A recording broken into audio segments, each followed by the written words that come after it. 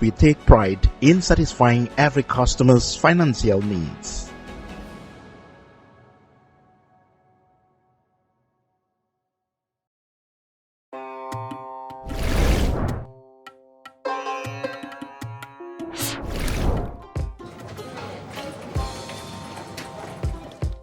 Nga rod na lawa to kumata bak. Asira linga da foko nyi found dinkira.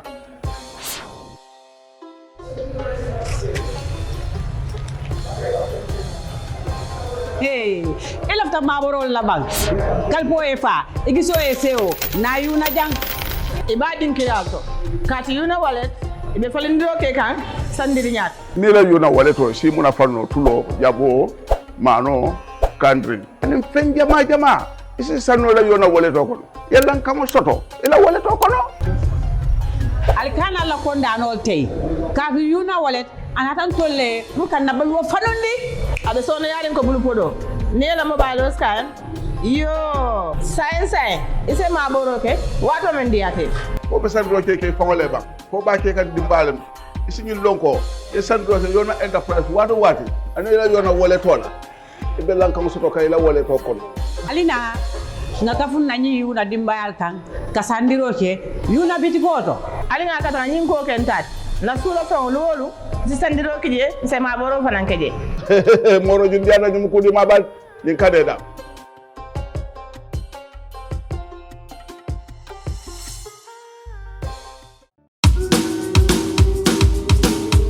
This season on Kerr Fatou. The reason I am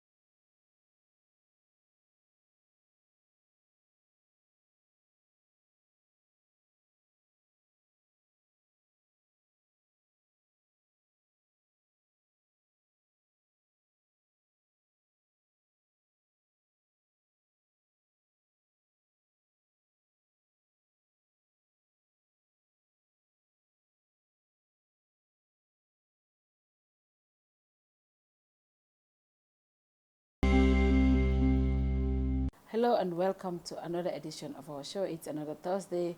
Of course, we are following through with the series of having political leaders on our show. And today, I have the honor of having the party leader of the United Democratic Party. Mr. Darboe, welcome back to the show. Oh, thank you very much. And you decided to come in yellow and black today. Well, I think this is just a coincidence. But then, if I go out in yellow, that should be expected. Okay. Okay, so first I want to start with your Spain Congress. You just came back from Spain. The UDP Diaspora organized a fundraising, and I saw you guys raise a whooping $120,000, about $9 million. Tell us about that Congress. How did that come about, and how was it like? Well, our party has a very strong diaspora constituency, very committed, very sincere, and very devoted to the ideas of the party, and indeed to the Gambia, because for them, and I believe also for any reasonable person, supporting UDP is really standing by the Gambia, wishing really to put Gambia on a pedestal that will be the envy of anyone. We have branches of chapters, all over the diaspora. For instance, Europe, continental Europe, they have the gas chapter, which comprises of Germany, Austria, Switzerland, Holland, Belgium. They have that. They call themselves the gas chapter. And then, of course, you have a chapter also in Italy, in Spain, probably the most vibrant on continental Europe. Spain. Okay. Because you have a lot of Gambians They there. do, yes. Yes, and you have the Nordic. Yeah. The Nordic countries, and of course, big country, United States. Also, Yes. the various states in the United States have their branches, and then they have the United States chapter. Each of these branches, and of course the chapters also, organize events at which they invite party leaders, the leadership of the party, and some other members of the party. They may not be in leadership role, but then they are really play leading role in their communities. Yeah.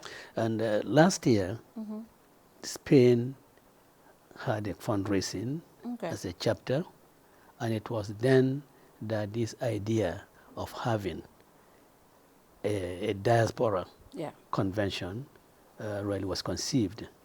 And they put together very committed people to head the organization.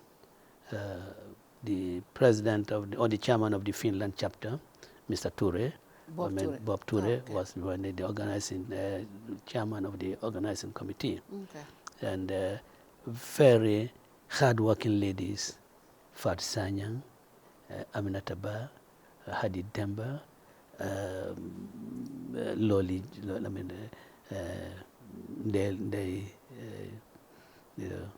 they Ture, and others, Mariama Cham of Spain. These people really worked very hard. And for fundraising, the guru is MB. My uncle MB Krubali. That's what he does. Yes, he's the guru for the fundraising. And they organized a thing beyond our expectations. We knew that we are going to have a successful get-together where those who have heard about each other but have not seen each other, there will be an opportunity for them to meet, and that will really serve as a bonding moment for us. We expected that, and those who were given special, I wouldn't say privileges, those who were really thought that they should be given special positions of honor, all came out, and they went into their purses and produced what we never expected, more than 120,000 euro. But this is UDP. This is UDP. We sacrifice. We give to our party because it is our party. So we don't want anyone to really sponsor the party, and then you want to assert yourself as being the owner of the party, and you want to dominate the party, you want to dictate to the party. So the ordinary membership will come. And there were a lot of people who couldn't get into the hall, but nonetheless they bought tickets. That would have admitted to them. I said, for them, it is sufficient that they come there, put their money, as you say, put your money where your mouth is. And it was really great. And it really re-energized all of us, and made all of us to further commit ourselves to the party, so that when we meet again in the United States, I don't know which province, which city in the United States. I saw a flyer in Atlanta. I don't know whether that's the one. No, that's a different one. That's a different That's one. a different one. This would be about September, August, September next year. Next year, okay. But so that would be the entire diaspora chapter. And when we dispersed from Spain with that 20,000 euro, it really put fire on people. So a lot of us rushed to Denmark. Oh. Where there was also this fundraising event being taking place, which was also a resounding success. And on the 24th, there will be one in London, Baba Mansala Sato. There will be one there also by the UDP London chapter. London branch, not UDP UK chapter. Oh, the London branch. London branch. Okay. they'll also be organizing a fundraising, because 2 or 3 weeks ago, Nottingham organized one, and as our branches are always in competition. Birmingham organized and got a huge amount of money, and when they organized in Nottingham, said, we are going to raise more than Birmingham, and they did. And London is gearing up to raise more than Nottingham. Yeah. So all this is to prepare the party for 2026 elections. Why do you think the UDP diaspora is this committed? I'm not sure if I've seen this kind of commitment from any political parties, diaspora base. We have seen what the UDP diaspora has done in 2021 elections. They basically funded your campaign. I mean, plus obviously here also, but the majority of the money came from the diaspora. We have seen the role they have played, plus obviously with the entire coalition partnership, the GDF, what they did in 2016. But again, we have seen signs of the diaspora taking the lead also. Why do you think your diaspora is this committed to funding the party, and and up to now don't give up? Why? What is the connection there? Because they believe, and justifiably so too, that this is their party. That if you want to score an electoral success, you must support your party.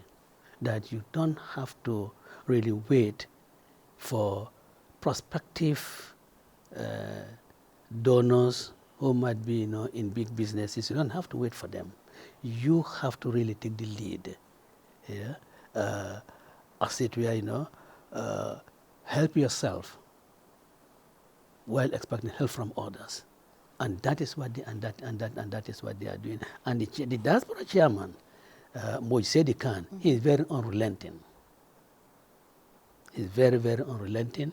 I mean, pushful, and not only pushful, but also encouraging the other members of our UDP diaspora group to really come in and not just say, I support the party, without really demonstrating that by tangible things, by giving donations. In fact, donations that, really, and in the ears of the ordinary Gambian, it's really great. You hear donations of $5,000 from an individual, $4,000, 1,000 euro.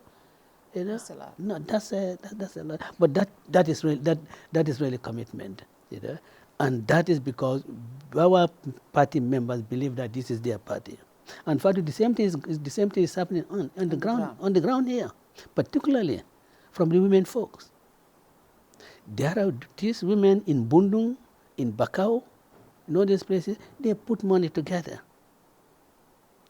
for the party.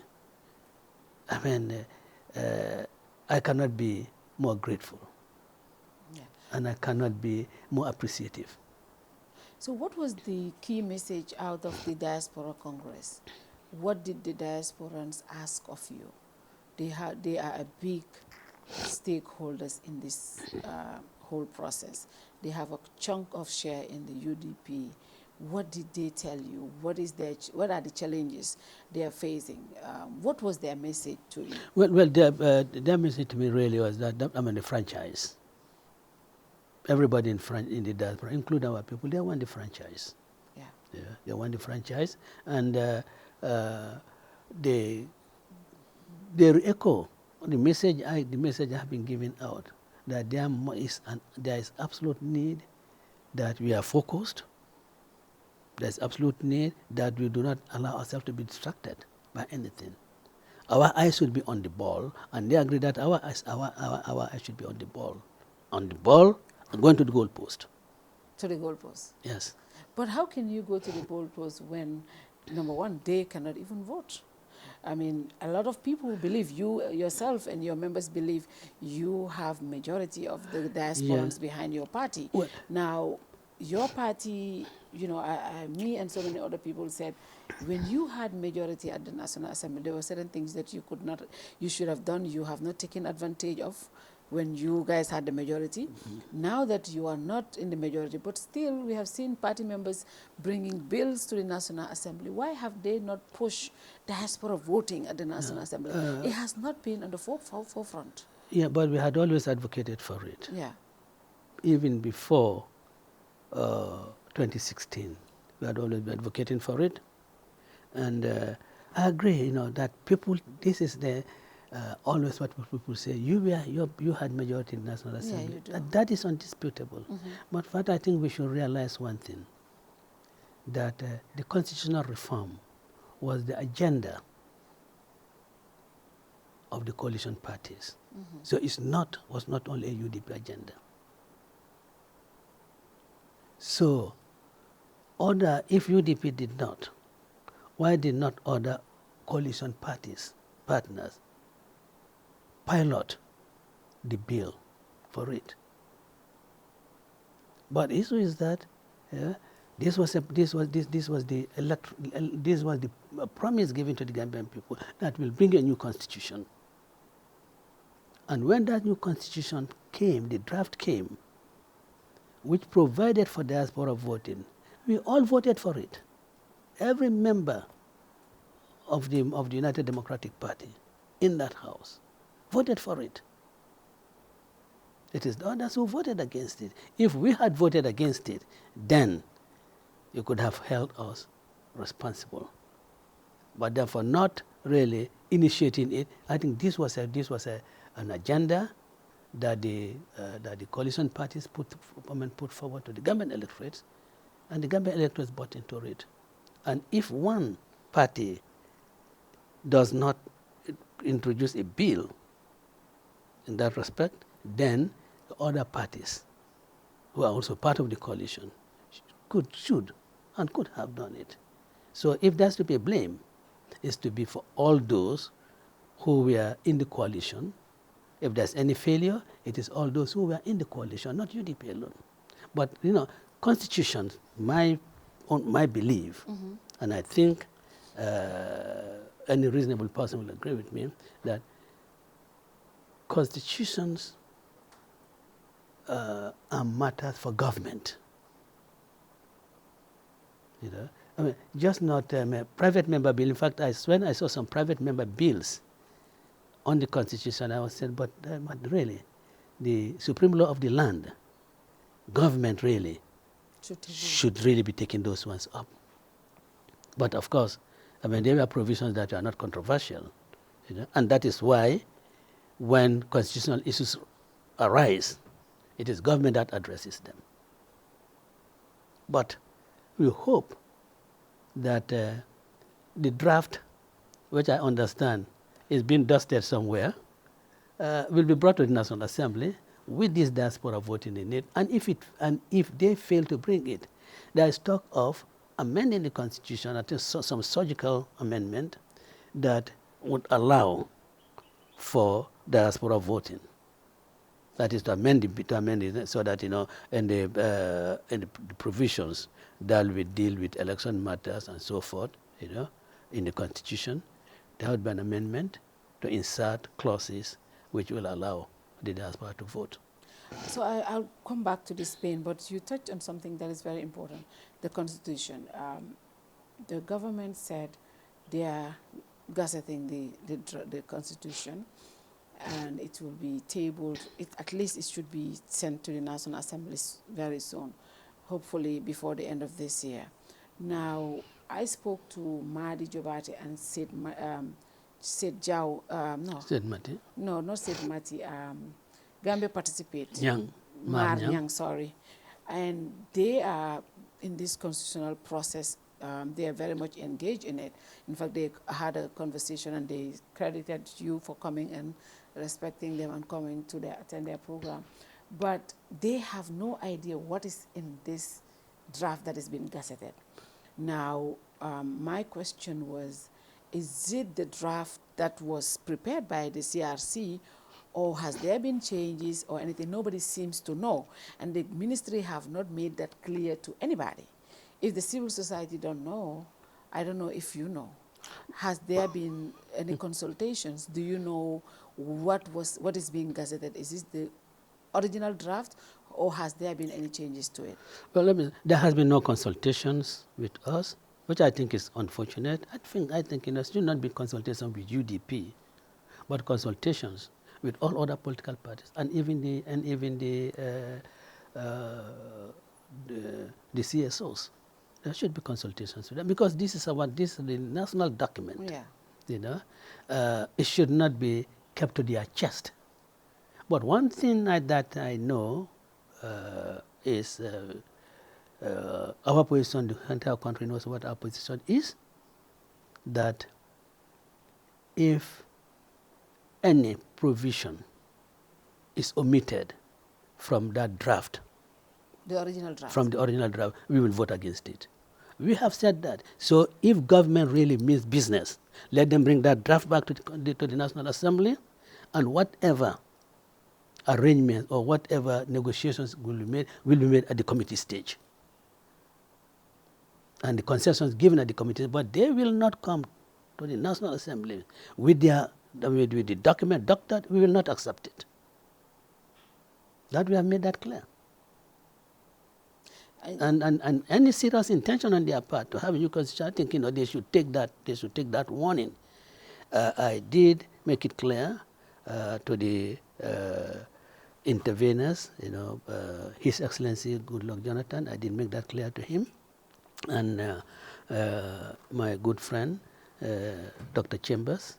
Yeah, I made it clear to them that look, we can negotiate, but it will have to be in the National Assembly. They cannot bring us any draft and expect us to accept that. We are not even going to accept a draft different from the one that the CRC prepared, and then say we go to committee stage and propose amendments. No. So,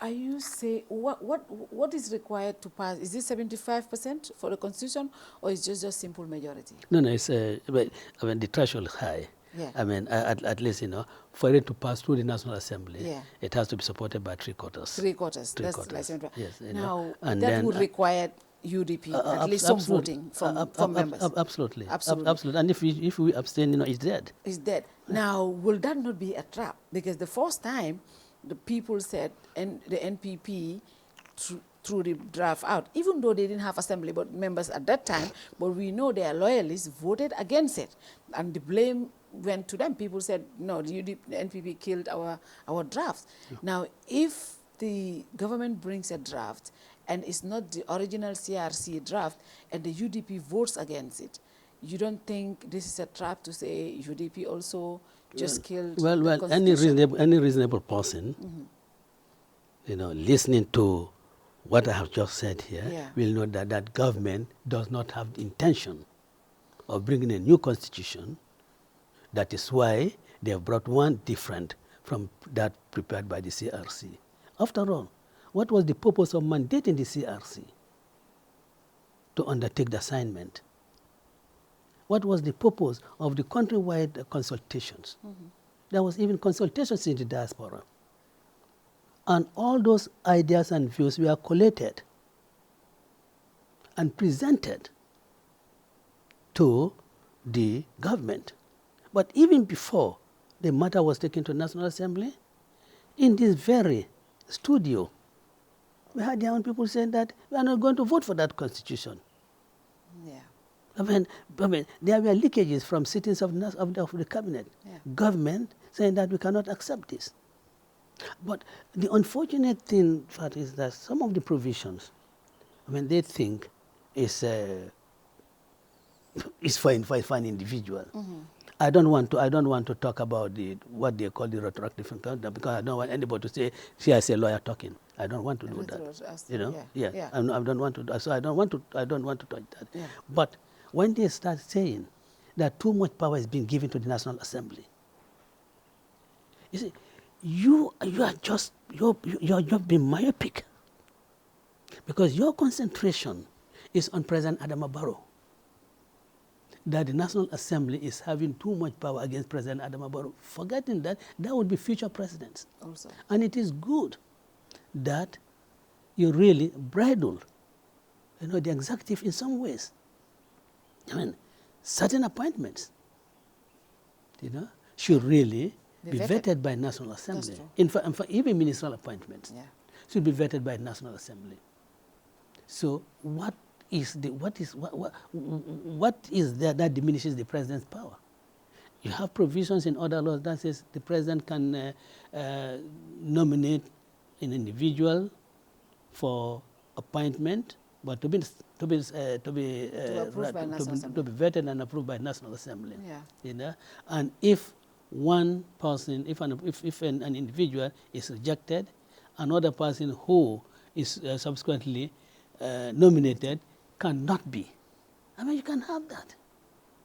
Well, look, because personally, I think the position of the Inspector General of Police should definitely be one that is kept away from executive interference. I also believe that. It must be kept away from it, because we've seen how politicians are using the police force. Yeah. You have some consensus police officers who refuse to accede to those, to those type of presence. Yeah. So you certainly need that. You certainly you certainly need even some oversight. Some oversight. I mean, vetting will even prevent us from issues like having to let ministers go because they did not relinquish their citizenships. If they have been vetted and go through all the rigorous process, we would not have been in those positions. Absolutely. But they think that is whittling down the powers of the president, and they relate to the president, Adama Barrow. Forgetting that there will be presidents. There will be other presidents, and this constitution will continue to really keep them in check. I think we should just be that broad-minded and not be myopic to think that this is designed for a particular individual. Will the UDP be open to negotiating and letting go some things? For example, some people will say, if the main issue of the Constitution is the two-term retrospective, right?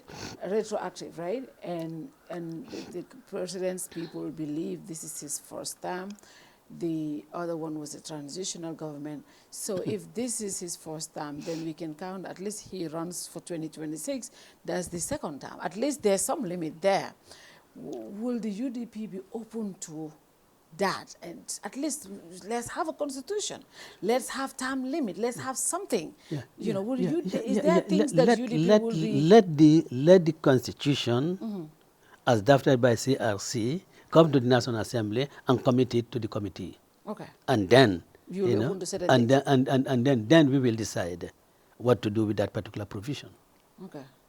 But I will not on this spot, say what our desires or what our wishes are, what our pleasure is about that particular provision. So if it is not the draft by the CRC, the UDP will vote. We've made that clear. So it's a challenge to the government. If you really want to have a new constitution, please bring that draft.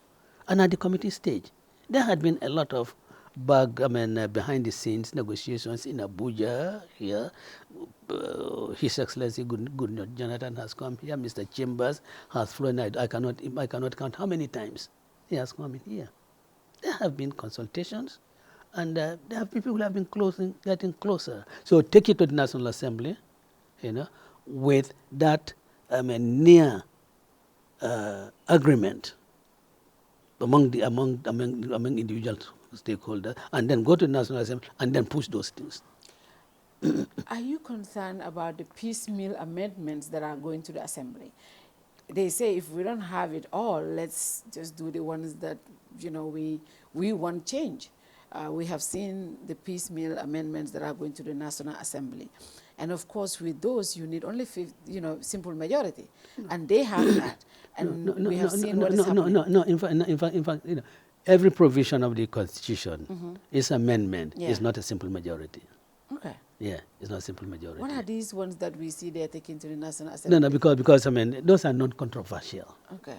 those are non-controversial. The election bill is no, going... no, the elections bill that's not in the constitution. That is a separate act of but it's a National very Assembly. important bill. Yeah, it is important. And it's going to the National Assembly. It's going to National Assembly. Yeah, it's going to National Assembly. Do you like everything that you see there? Well, we certainly object to the issue of attestations. Yeah, attestations. We certainly object to it, and then with the ruling of the High Court, in case of the mayor of Banjul, I do not see anything in the elections bill, at least the time that we went through it, at the National Assembly. I don't know where the House of Permanent Committee stays. That takes care, if attestations are going to be maintained, that takes care of the situation in Banjul. It may be there, but I've not seen it. Yeah. So attestations certainly should not have any place, because I mean it is the biggest avenue for fraud, for electoral fraud. The biggest avenue for electoral fraud. Yes. Yeah. And that's the major issue with you guys there. Well, yes, but that is not part of the Constitution, so that can sail through the National Assembly with a simple majority. Yeah. And that will definitely sail through. Yeah. Now, let's go back to the Spain Congress.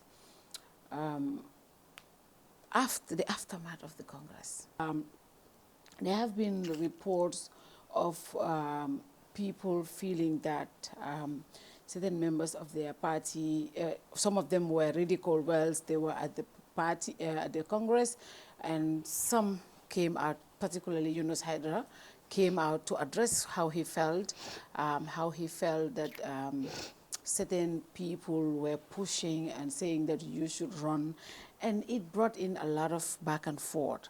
For the first time, I have seen members of the United Democratic Party who love you dearly say, yeah, we love Mr. Darboe, but we can also speak our mind.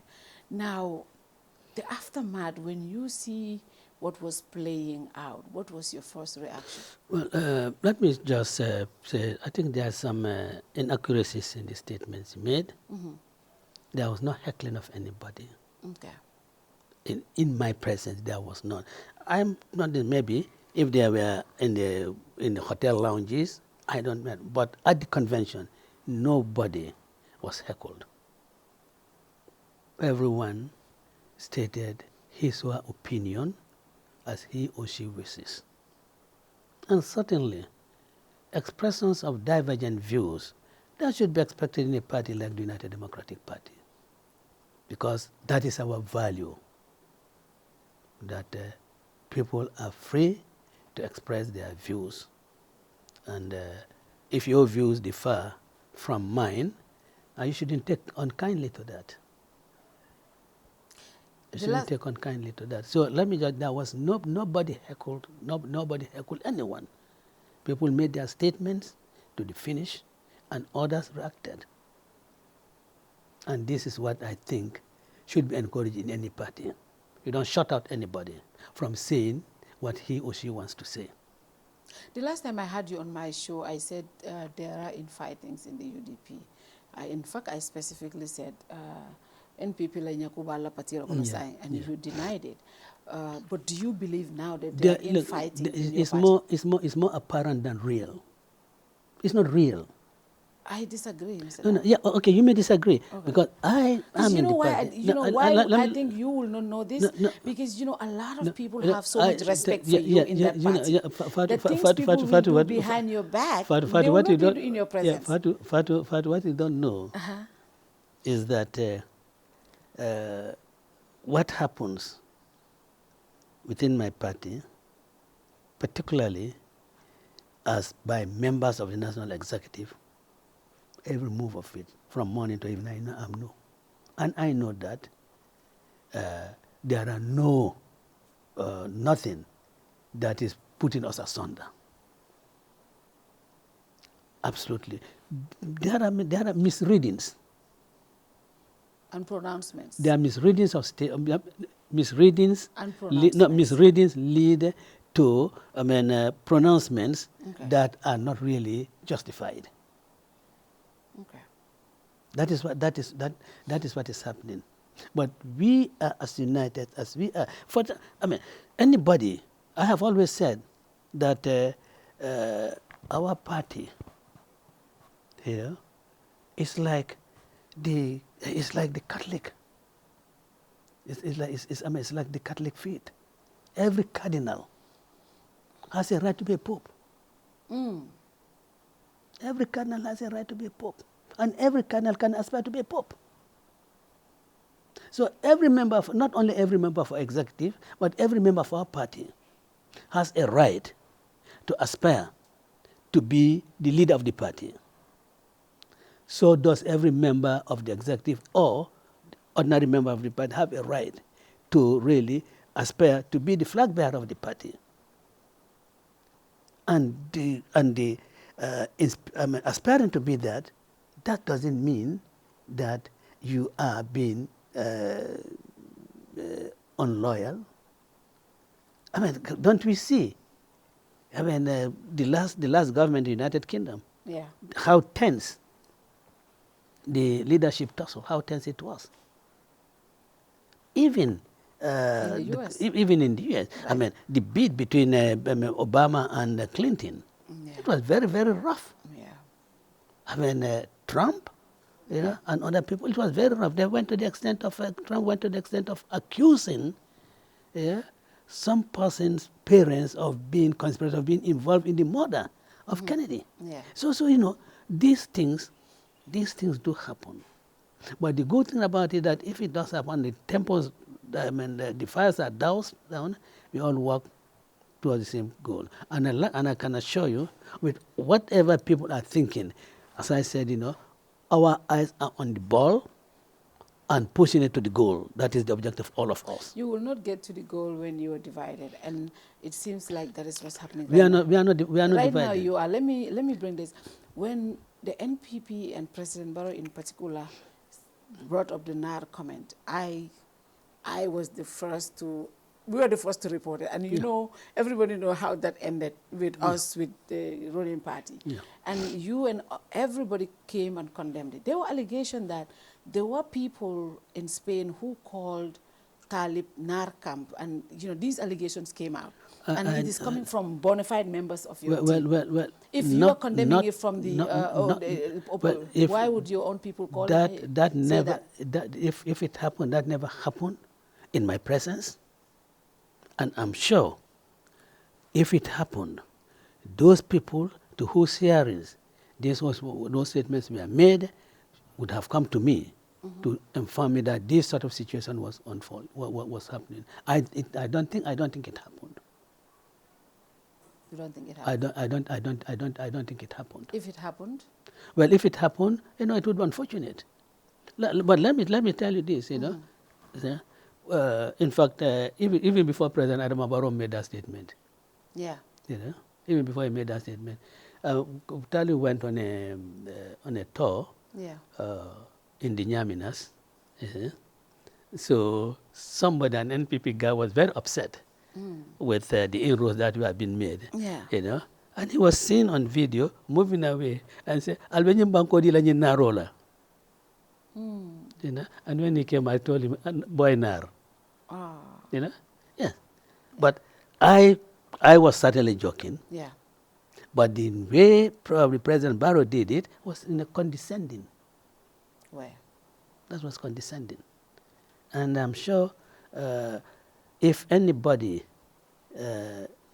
stated what you said in Spain, that would have been very unfortunate. But in the convention, it was never, because all the people spoke in my presence.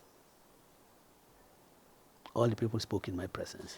Now, there have been a lot of back and forth, people saying you are being forced to be pushed out. Do you feel forced to be pushed out? Do you feel that way? Nobody. I don't feel it because it's not happening. Okay. I don't feel that I'm being pushed out because it is not happening. It is not happening. But then, as I say, Everyone has a right. And that's where I'm coming to. Is it wrong for any member of the United Democratic Party to believe that there is a better candidate than Ousainu Darboe and voice it out? Is it wrong? I don't think that would be wrong, because you will be an expression of opinion. Of course, an expression of opinion. But for us, or for me in particular, I'm more concerned with facts. I'll be more concerned with facts than expressions of opinion. And let me say that this issue of no, you should Ousainu Darboe has come from the NPP camp and spread amongst our people, them to believe that. NPP ko lafte tell. No, well, because they know that Ousainu Darboe is the greatest obstacle. So they will pretend to say Aladdin. Yes. They know that Ousainu Darboe is the greatest obstacle. They know that. But Mr. Darboe, the thing is, and personally, me and other people, for me, sometimes I laugh. I'm not a member of the UDP, but I vote. And, I have voted in the past, and I'm going to vote in 2026 also. Me and some other people who are not even in the UDP, when we look at your people, when people that want Ousainu Darboe, which is, let's say, 80% of the party, wants you to be, from what we see on social media, majority of the people wants you to still run, but some other people have also raised other people. Some have said, raise Yankuba Darboe, and my chairman, I am that person who like the rebel kind of type, the person who will go gasta, and that's why I love Yankuba, right? Some other has talked about Rohilo, others have spoken about Talib and, Lamin Sane people talk about Lamin Sane and Amadou Sane. These are all potential candidates. Now, when people say Ousainu Darboe, it's okay for your people. But when they raise any other name, it's a problem. Is it, how democratic is the United Democratic Party if you don't want people to mention any other candidate? Ousainu Darboe cannot be candidate for the rest of his life. Absolutely. There should be other people that we can talk about. Absolutely. Why is it wrong that people cannot say, oh, I think Talib is a better candidate, I think Yankuba is a better candidate, I think Rohi will bring the women power into the thing? Why is it wrong for people to say that? Why is that a taboo? No, I don't think at least from the executive, I don't think anybody says that is right. In fact, for me, that's the greatest pride. For me, that is the greatest pride. That you can point to a number of people within my party to say all these are potential presidents, and each of them can render good service to the Gambian nation. It's a source of great pride for me, and I'm continuing. I am continuing to, really grow such other people, many of such people like Ismaila Fadera. Yes. Good, has a great deal of potential. Yeah. Kemo Bojang. Yeah. So these are kids. That's the future. These are kids that I'm really, and when I say kids, of course I'm old enough to be their father. Yes. Kemo was born after United Democratic Party was formed. Oh my God. So yeah. So when I say kids, so these are people that I want to put together. Yeah. Binta Senghor among the girls. Yeah. This girl Kamara, Sibo. A lot of them. So that we have a vast pool, a huge pool of potential candidates. Yeah. For me, it's a great deal of support. It's a great, but but you must also understand that not everybody thinks at the same level. Not everyone would think at the same level. My level of thinking, would probably be different from. Fode Jawla. Not for the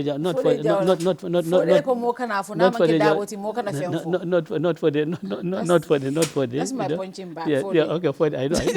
Okay, will be different from somebody like Karamo Sise in Same Medina. Yeah. Would be different. Yes. Yeah, but the reason why I bring this, and you keep saying there's no division in your party, everything, and it's visible, Mr. Darboe. What we have seen, I've said this before. People said there were statements made by Rohilo that somebody den labuga coup in Spain. She said, "Do magjogal ma talk." But yeah, you can tell Magarandul what to be jot nanga talk. I said that to AGM here the other day. You can say that. It's normal. That is normal. That's democracy. Yeah. You can tell somebody, I believe there's a better person. Yeah. And, on 2 days ago, she was on the For the People, By the People show. And she made strong arguments about why, nobody should tell you Randul nga talk. But during that conversation, a lot of people felt she was digging at Talib. She even said stuff that warranted a response from somebody I saw this morning, Matikani from KMC, saying, enough is enough. Talib has never said to anybody. You see, Fatou, you see, this what I would call domestic squabbles. And that's what this what I would call domestic squabbles. Domestic squabbles. Yes, domestic squabbles. Just a sort of thing you would have in your home. Thing that you will have in your home.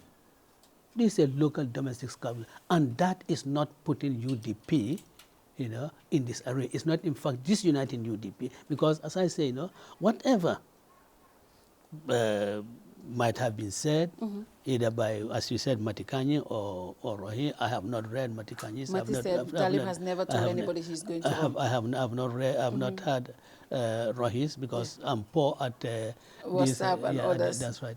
But all that does not detract from the fact that we all have the common objective, and that is to make sure that 2026 this government comes down. You can expect this in a party as business. You can expect this sort of, little domestic squabbles there. Even between elected officials? Even between, of course, because if you see things differently, you are right to express them. But what I'm saying, that it does not affect the root of our commitment to the party.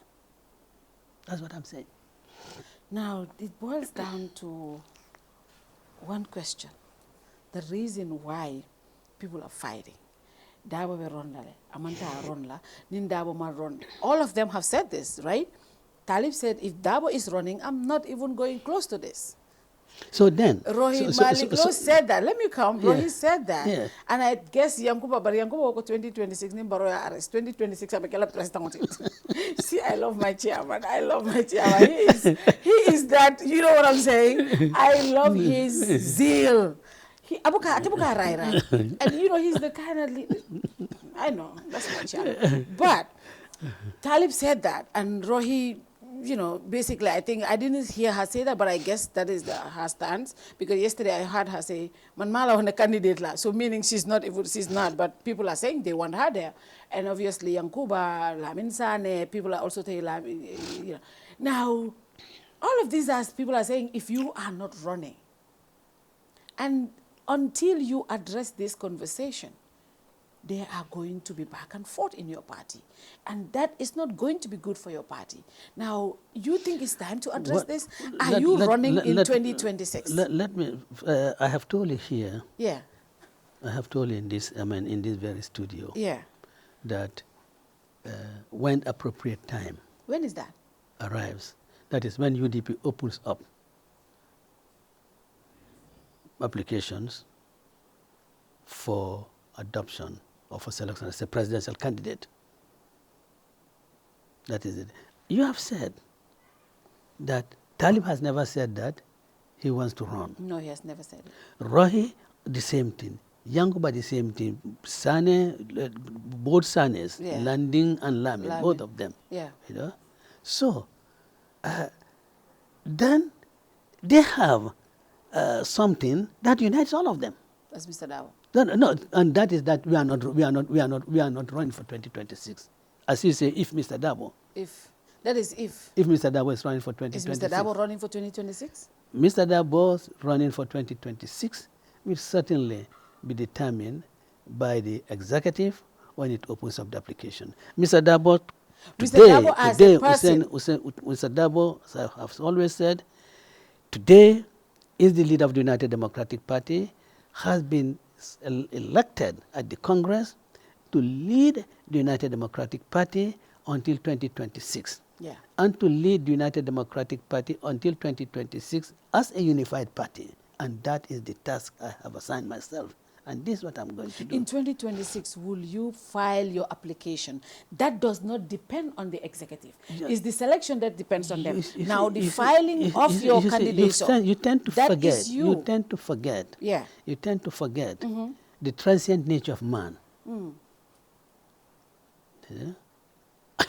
If I say that just 2026 I'm going to contest, as if I know what I've been destined, what I've been destined, because so really, what I'm saying is that look, we have a process, and I think the admin secretary, senior admin secretary, Ousainu Darboe, has explained this very eloquently. Yeah.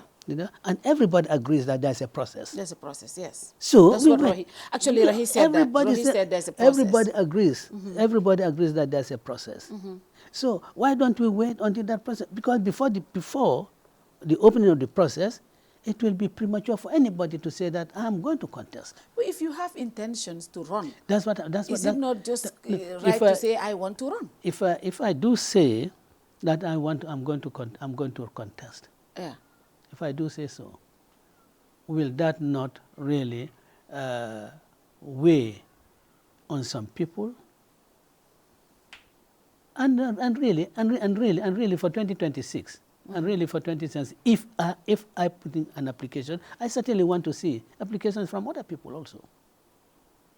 That is going to be political suicide, and you and No, I know that. It cannot be political suicide. That is political suicide. For who? And you and I know that for any of those candidates. No. Why? Because why would it be? Because the UDP base loves and adores Mr. Darboe. Yeah. Now, whoever becomes a UDP candidate will need the backing of that man there. Yeah. If you don't have that, if you ever challenge him, you know you're done politically. Your career is done when it comes to the UDP. And everybody knows that. People have political calculations. They know that. So nobody will challenge you. Well, certainly, as you say, people have political calculations, and that political calculation is what is going to make all of us remain united. Yeah, that is what is going to make all of us keep us united. But are you worried though, Mr. Darboe? Do you have concerns? I know it's politically right to say, oh no, this is normal, we're doing this, but are you concerned with what is happening among members of your party, the back and forth among, you see, UDP is one thing that they have in common. Touch one, touch all. And they have a common goal. Even in social media, nini joteta. Hanna trete nini denta bakilin fakilin nini joteta and the UDP colon. They will come after me like crazy. They don't care whether denta bakilin fakilin. That's their game plan. They tell you it's touch one, touch all. But in this situation, we can see it, and a lot of us are watching, and the NPP people, especially, and Doi people, especially the cousins all in Doi, they are watching it and they are laughing because we're seeing Aldamal going back and forth, and it's not too pleasant. It's not very pleasant. Well, yes. Let me just say that I want to reiterate the fact that this is a local squabble. A domestic squabble. And really, if anybody thinks that all of those people you've mentioned NPP, you've mentioned Doi, if they think they can make a political capital of it, let them do it. If they think they can make political capital, let them do it. Because you want to live on what you call disunity, prevail in another political party. You want to take advantage of that. So if they believe, as you say, they believe so, let them take political advantage. Let them take political advantage of it. People have done that before. When NPP is going back and forth with audios, I go to Permanent's page and I see them, But have we taken political advantage of it? Your people have most of the time. How? On NPP issues when they are going after each other. Have you gone and draw them into UDP? No, but they. No, but you go after them and laugh because at, what is the essence? What would be the essence of a political opponent on the side, watching and smiling and say, oh yes, see what is happening between them, without you exploiting that situation to your advantage. And the only way you can exploit it to your advantage is to get what you call, those, quote unquote, well, you didn't say those, those who are expressing those defining opinions, get them. That will be to your political advantage, and that will be the weakening of the United Democratic Party. And that is why I'm saying that nothing is happening that is affecting the UDP. Because none of those people that you hear will go to NPP. None of those people here will go to DOI. They had lived here with DOI for several years. They have not gone there.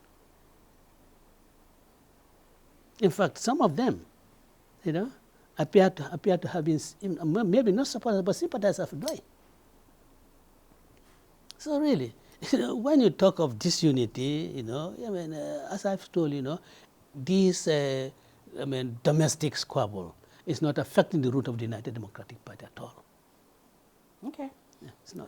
I'll leave it to that. Okay. But I You don't feel convinced. You don't feel convinced. I'm not very convinced. You're not very convinced. I see what is happening on social media. No. But with this statement that you told me that said DOI is happening. You said DOI are smiling. No, I saw some members of the NPP and DOI. I'm like, you know what?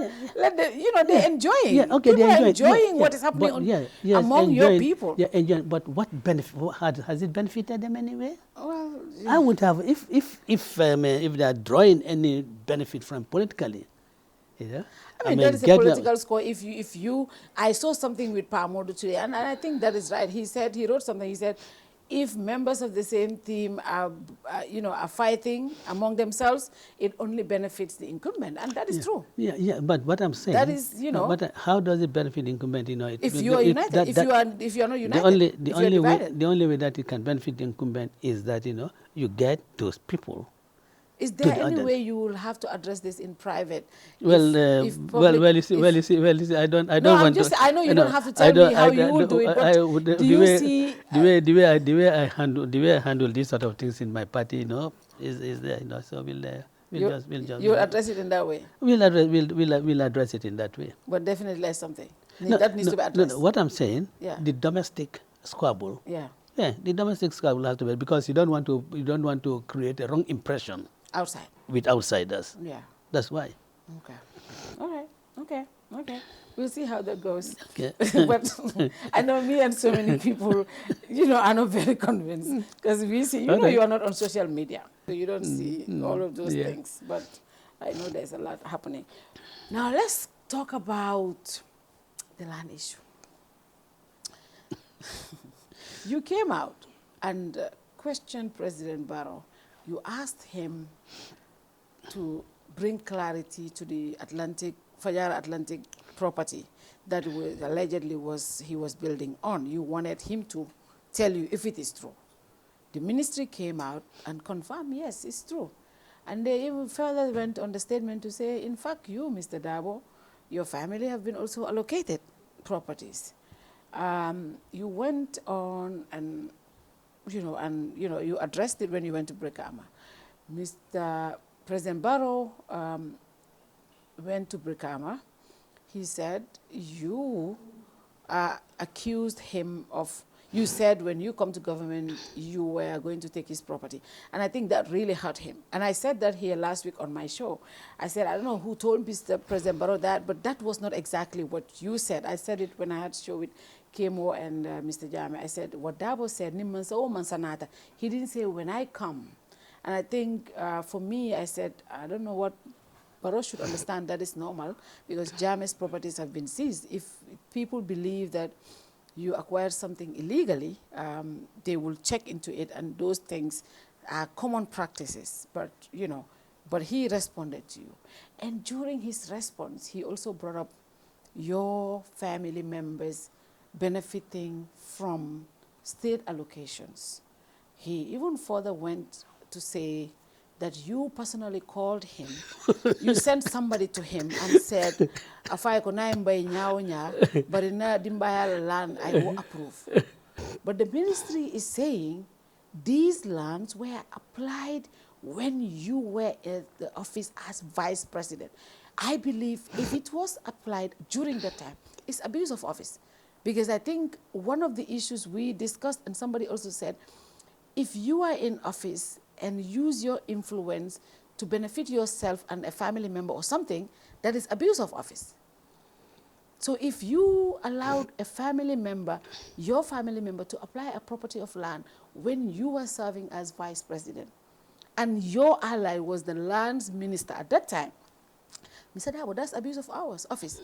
Why do you throw stones when you live in a glass house? Why did you even bring up this land issue? Well, I'm not living in any glass house. Okay. I'm not living in any glass house. But then let me just say one thing and then address the very serious issue that you've raised. Yeah. You have admitted, in fact, you have shown, I think it's Jamba Jamme? Lami Jamba Jamme. Yeah, that, you know, when President Barrow said, I said, if I become president, yeah, I will seize that property from him. And he said, Mr. Darboe never said that. I said that, yes. But President Barrow went into the public and said what I never, and said, attributed to me what I've never said. Yeah. So that shows that, you know, he was misleading the people. I won't use any other language because of the high office he holds. Mm-hmm. So he was misleading the people. So he must be equally misleading people when he said, I sent somebody to him. I have a lot of pride.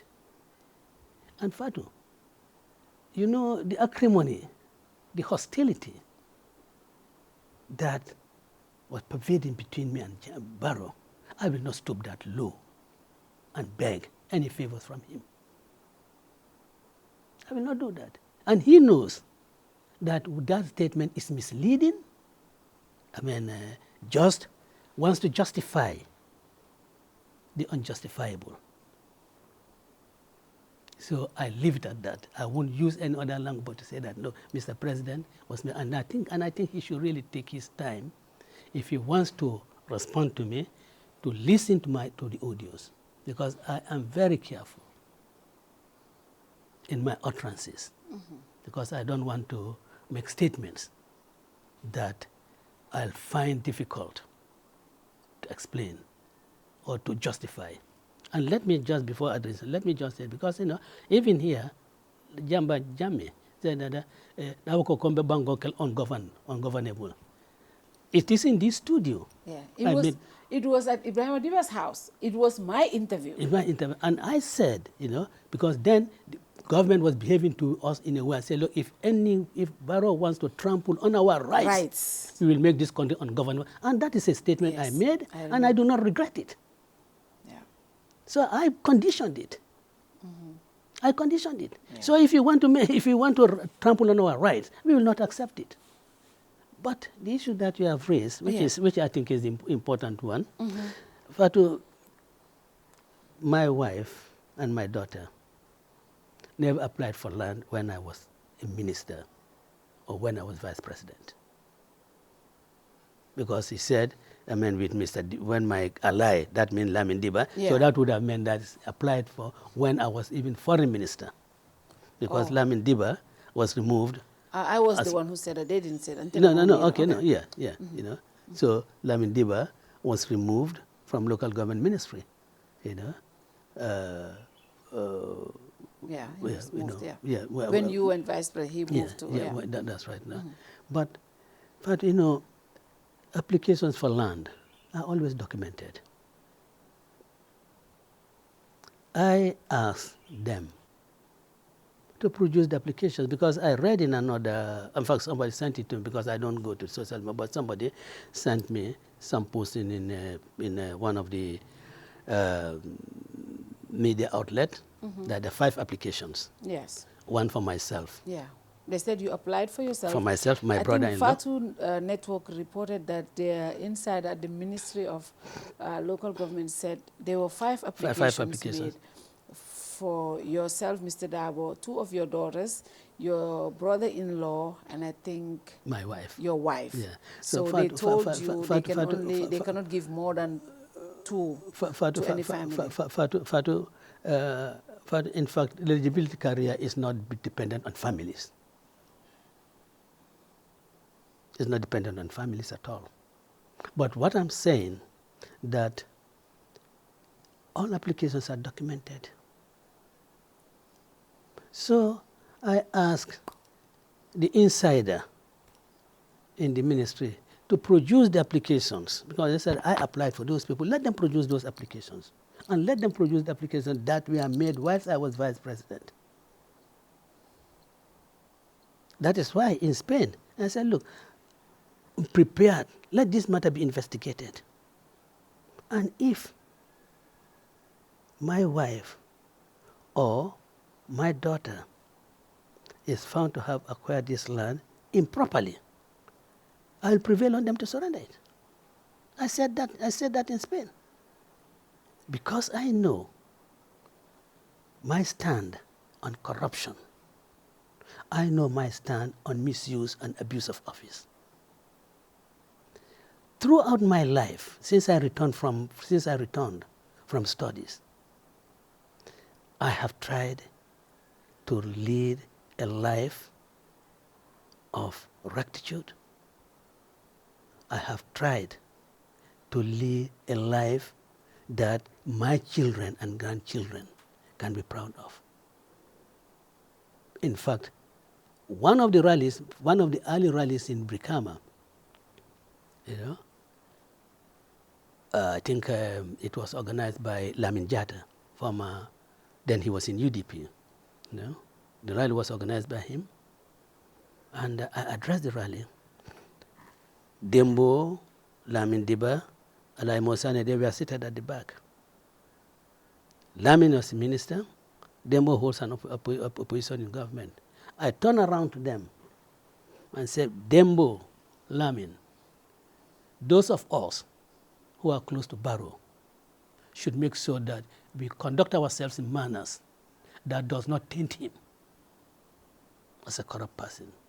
And I was saying that because I was having some information of people who were going to the airport then to meet passengers in transit. And I believe some of those people, could probably be seeing the president. I said I didn't want him to be tainted. And I said because already you have a commission of inquiry set up, that is Jane Commission, was already set up. Yeah. And there will be other commissions of inquiry set up. And you do not want to appear before those commissions of inquiry. Questions directed at you. And you start stammering and you start scratching your head for an answer. I said, let us therefore be careful. And that is my stand, and I still maintain that. And that is why today I talk freely about the corruption that is going on in government, because I have not been involved in any corrupt practice. I have not been involved in anything unethical. Because there would be a very fine distinction between what is ethical and what is legal. And I do not want me to try to be drawing those fine distinctions. So I try to make sure. I try to be like Caesar's wife. That's what I try to be. And that is my stand. But what the long and short of it is, look, these are documented. Let them bring out the application that Mr. Darboe has applied for land. Let them bring an application that Mr. Darboe has applied for land for his brother-in-law. I don't know which brother-in-law that is. Yeah, they said your brother-in-law. I don't know whom. Your two daughters. I don't know who my brother-in-law because as far as I know, Auntie Maya's brothers, they all have their own properties.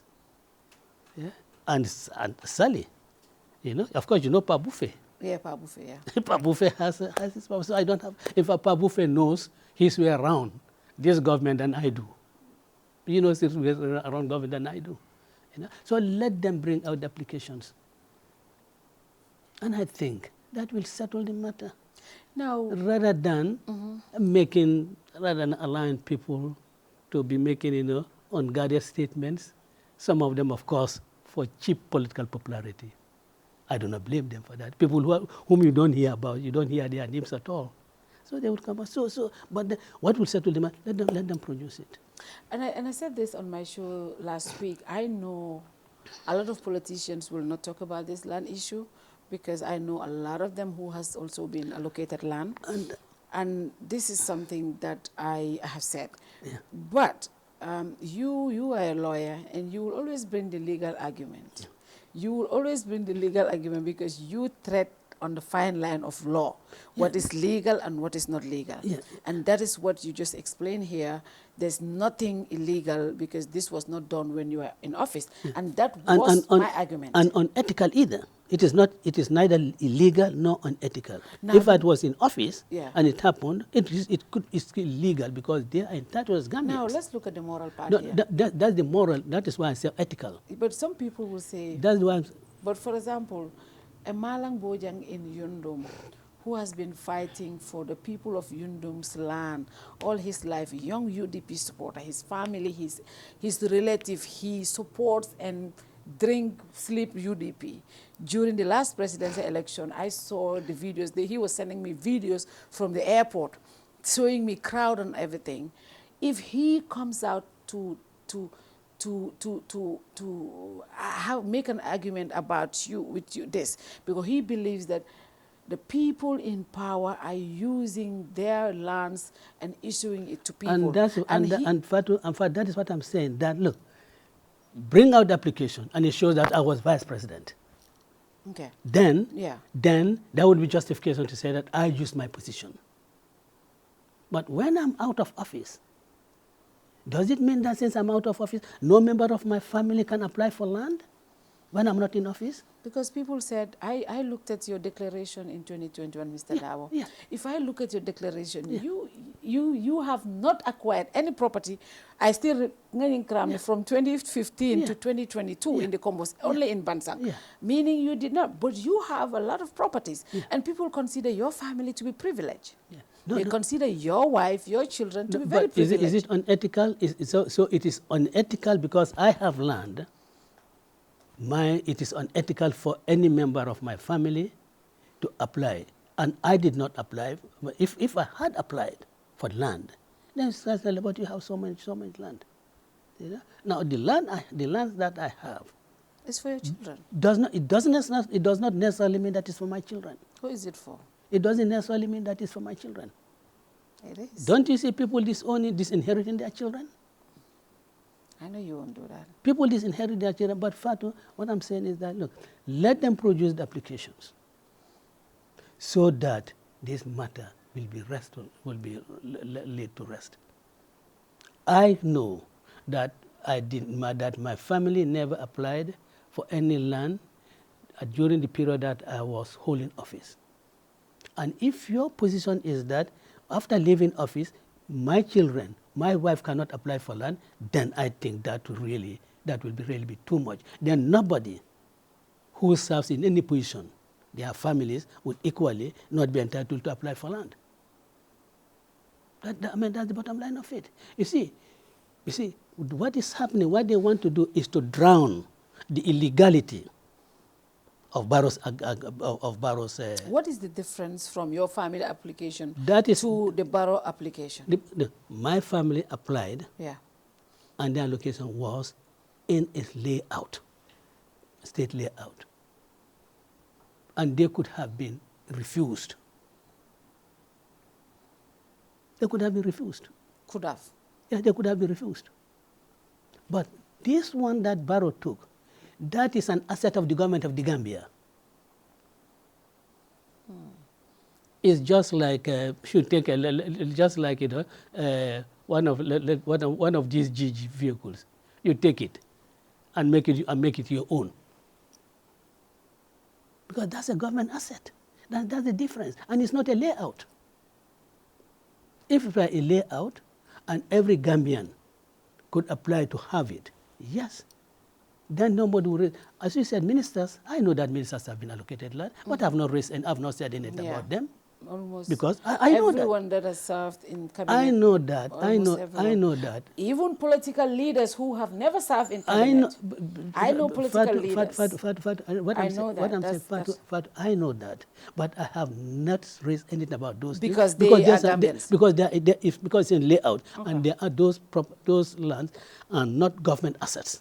Okay. They are not government assets, but this is government asset.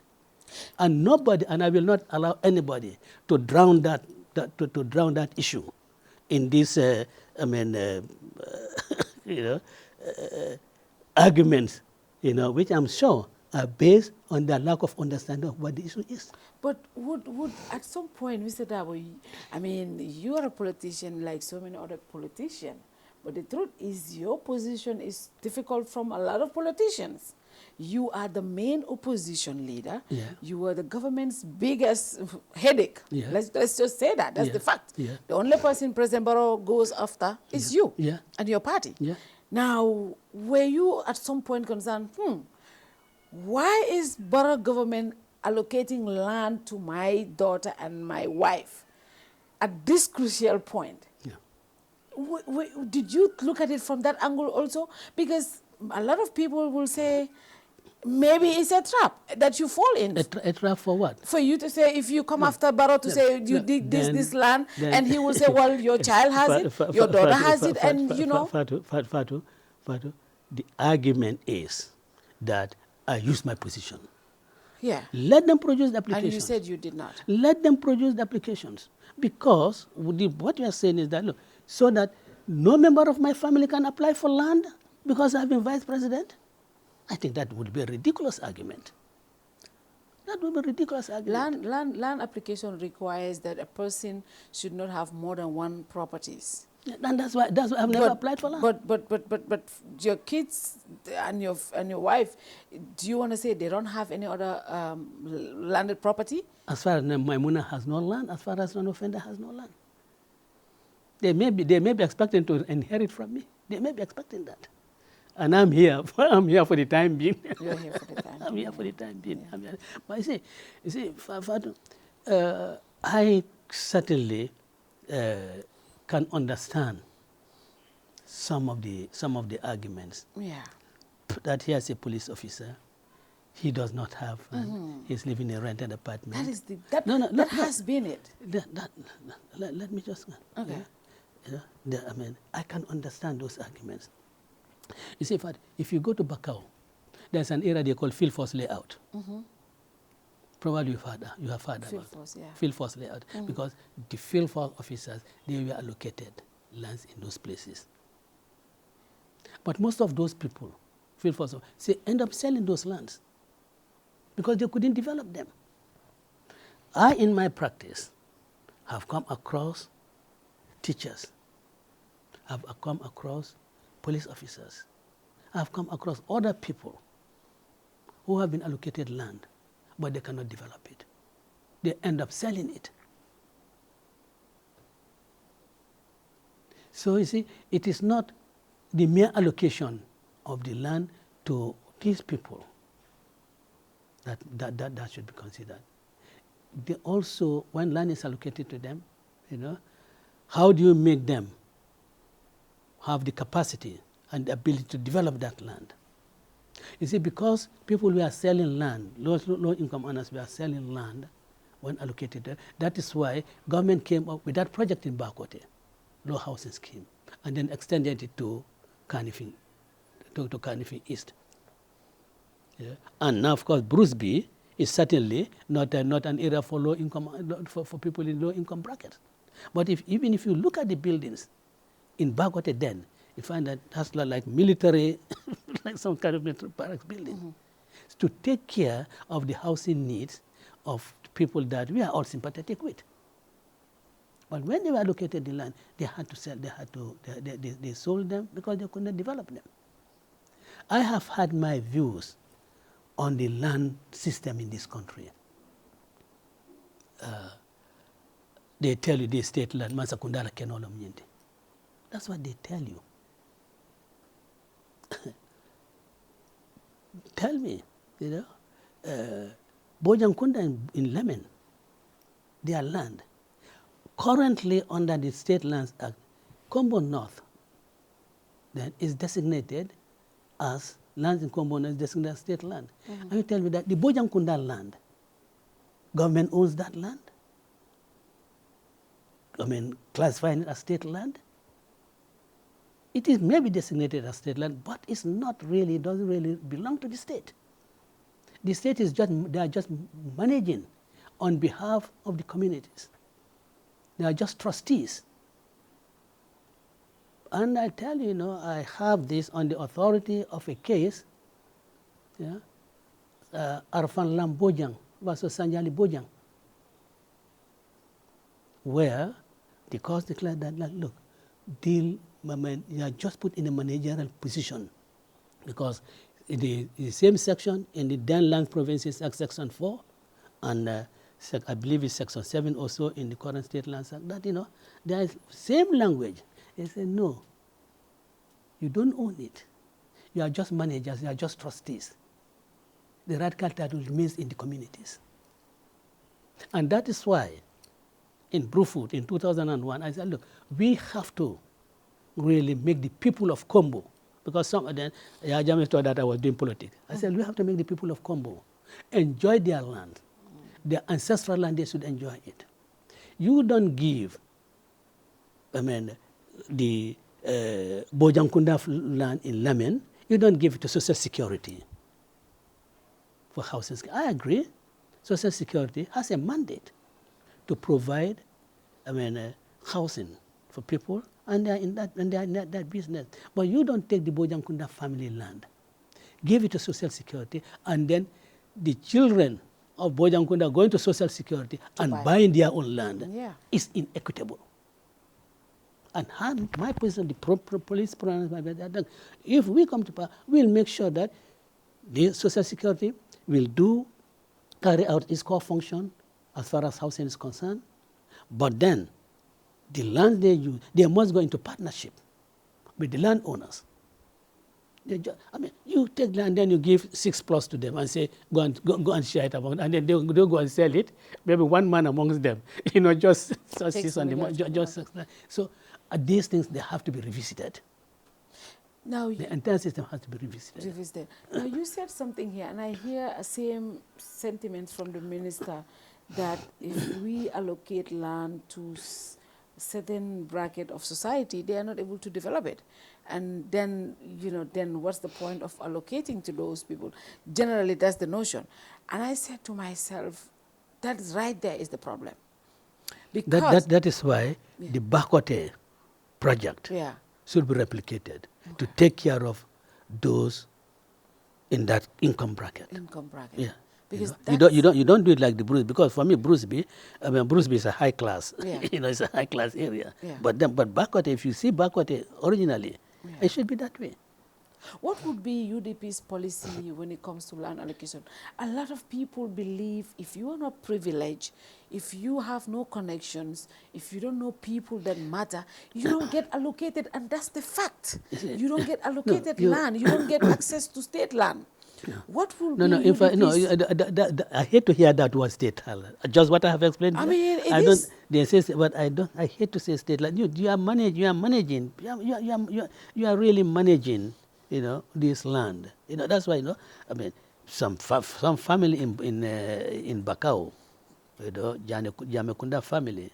You see, all these institutional area they have in Kanifing, is their land. At least compensate them. That is why you have the Lands Acquisition Compensation Act. Compensate them. But you say, no, this is government land. It's not right. For me, land allocation, already I believe that there, in fact, policies. I know that there was at one time an inquiry. I think my late friend Hassan Hadin was part of it. Of course, we had inquiries, during the Jamia era, the Robin Coker Commission. We had that. We had recently Justice Mahoney's commission. We do also have a land commission in place. They should really be looking at these things. And of course, you don't allocate land to someone who cannot develop it. You allocate to the man he sells it. Then that defeats the purpose of the allocation. So really, it has to be revisited and then think about thoroughly. Because I know that the land policy there has been an explanation of the land policy, one man, one plot. One plot. Yeah. Some have interpreted that to mean, yes, in Fajara F section, you cannot have two plots, you cannot have two allocations there. Yeah. But you can have allocation in Fajara F section And and have an allocation in Cape Point. Cape Point. Yeah. I have seen some people Justifying that. argue that. Okay. You know, but then I think the Land Commission should really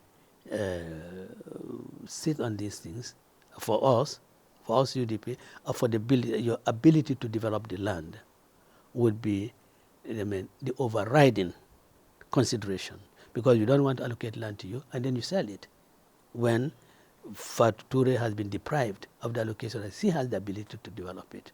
You deprive her and give it to one who does not have the ability and then end up selling it. There have been allegations that your sister also was allocated land. One of your sisters was also allocated land. Ikodal, Kabukunda, Mumoya applied Rekadia Tolu Castle. Yeah. Your sister, one of your sisters was also allocated land. Well, I know my sister Mariama was compensated for land. Compensated, not compensation. She had land in Bijilo. Bijilo. And this was taken away. Was taken away? Yes, during the Jammeh era. Okay. It was taken away. You know? So she followed it up in the Jammeh era, could not make headway. And in fact, when Lamin Diba was minister, she never pursued it. But she pursued it with Musa Drame because they had known each other at school. Because they had known each other at school. I think Crab Island School, they had known each other there. So, this was old bodies. And I have absolutely not. In fact, I was surprised because Musa Drame brought the approval letter, the allocation letter to me. But she was compensated for land that she has lost. In that Bijilo, the Tamedu family gave me land there because I had defended one of them in a court case. That land was also taken, but I never pursued it. I could have pursued it because it's my legitimate property for me to be compensated, but I never. So, maybe people who do not understand really actual happenings can go out and make these statements trying to make me look ugly, but all that effort is to drown the South Atlantic allocation, and we will not allow that to drown. It will not be drowned. Now you have become the subject. People are not talking about Barros allocation and this anymore. They're talking about you. And this what those who are talking about it, those are the ones who are the Barrow apologetics. And we are not allowing that to die down. I have said that land must be returned, and it should be returned. And it's big enough to put a fit building, imposing building, one for the Chief Justice and another one for the President of the Gambia Court of Appeal, so that land is left for whoever, or the buildings that are left there for whoever is Chief Justice of the Gambia and whoever is President of the Gambia Court of Appeal can occupy them. That is government asset. My family didn't take government asset. My family did not apply to be allocated government asset. My family applied to have land allocated to them in an approved layout. And it was not done at my instigation, and I had no influence over it. So if people want to be reasonable, if people do not have any prejudice and they really want to deal with factual situations as they are, please let us all focus on what belongs to all of us. That is South Atlantic property. Because if they want to divert that, then they should look at the other allocations to other former vice presidents and their spouses, or former ministers or current ministers and their spouses. No. Why are they not talking about? Why are they talking? Because those people, those are my political, how do you call it? My political rivals. So they want to drown down the wrongs that have been done by Barrow and try to project me and my family as the demons. And we are not saints, but at least we are better than Barrow when it comes to this particular issue. Now, this has brought a whole new level of conversation around, you. I have said this on my show. I said, look, you can tell Mr. Darboe anything. And I think we all know you are Barrow's biggest political rival right now. And I have never seen this government bring anything to say this is some corrupt practice that you have done when you were in office. I've never seen even one.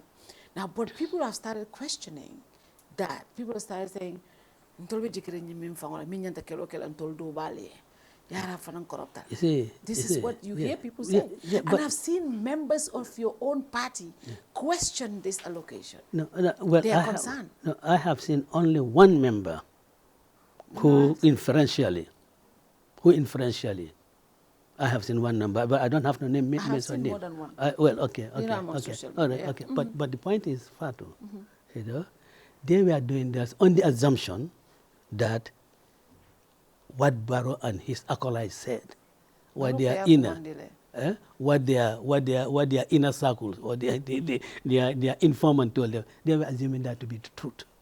And what surprises me that these are intelligent people, and they know that land applications are always documented. So one of the things they should in fact have said, yes, we have heard you. Can you please produce the application that Mr. Darboe did? In fact, I expected a more of a network as a journalist to check the facts. Honorable gentleman, you said Mr. Darboe applied. Let me have the application form. And I'm sure if they have it, they would have published it. And then, use that to execute me. But because there's no truth to it, and those people who are running with it are, of course, people who really want to make noise with the hope of gaining some political prominence. So it doesn't bother me. My conscience, you see, Fatou, what I have always told my children and my nephews and nieces, I've always told them that they should be very careful in whatever they are engaged in. See, I do not find myself in a situation where,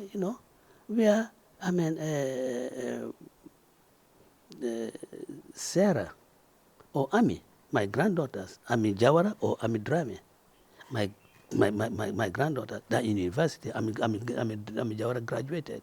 I do not want them to put in a situation where they'll start saying, is that grandpa?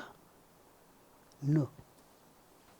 So as I said, I am not a saint, but then I try to be like Caesar's wife. And that I have committed myself to for the rest of my life. I cannot stop these other people from saying whatever they want to say. You see, if God were to come down today and tell them that, look, you people that you are saying about me, it's not true, they'll say, no, you are just supporting, that's why I say it's not true. They are the ones who can never accept anything good about Mr. Darboe. Everything about Mr. Darboe is just evil. But do you know you have supporters who also, if you can stand in front of pipeline, that? They will be blind to anything. No, they will not. They will not say. They will not say. If they will not say Mr. Darboe, they will say, but Mr. Darboe entered. No, that's what they will say. Mr. Darboe entered. The tafla ko Mr. Darboe. No, they will say Mr. Darboe. No, Mr. Darboe.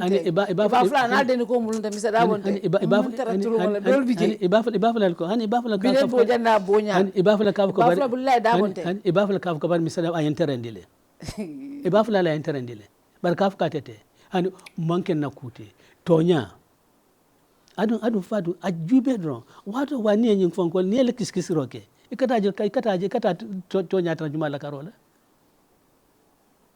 no ikela kiskis ikata tonya trajuma la karola so ante amira nyel nyantol kiskisol ka man nikol kaf maye ko ye nyabo kaya kan koy balala danto kan ye nyabo kaya kan koy balala danto kan. The issue is man sakunda la dula mbeta mudlati ngadula men fenken ko nakiti kuntulalo ila nyaton ko ala taradula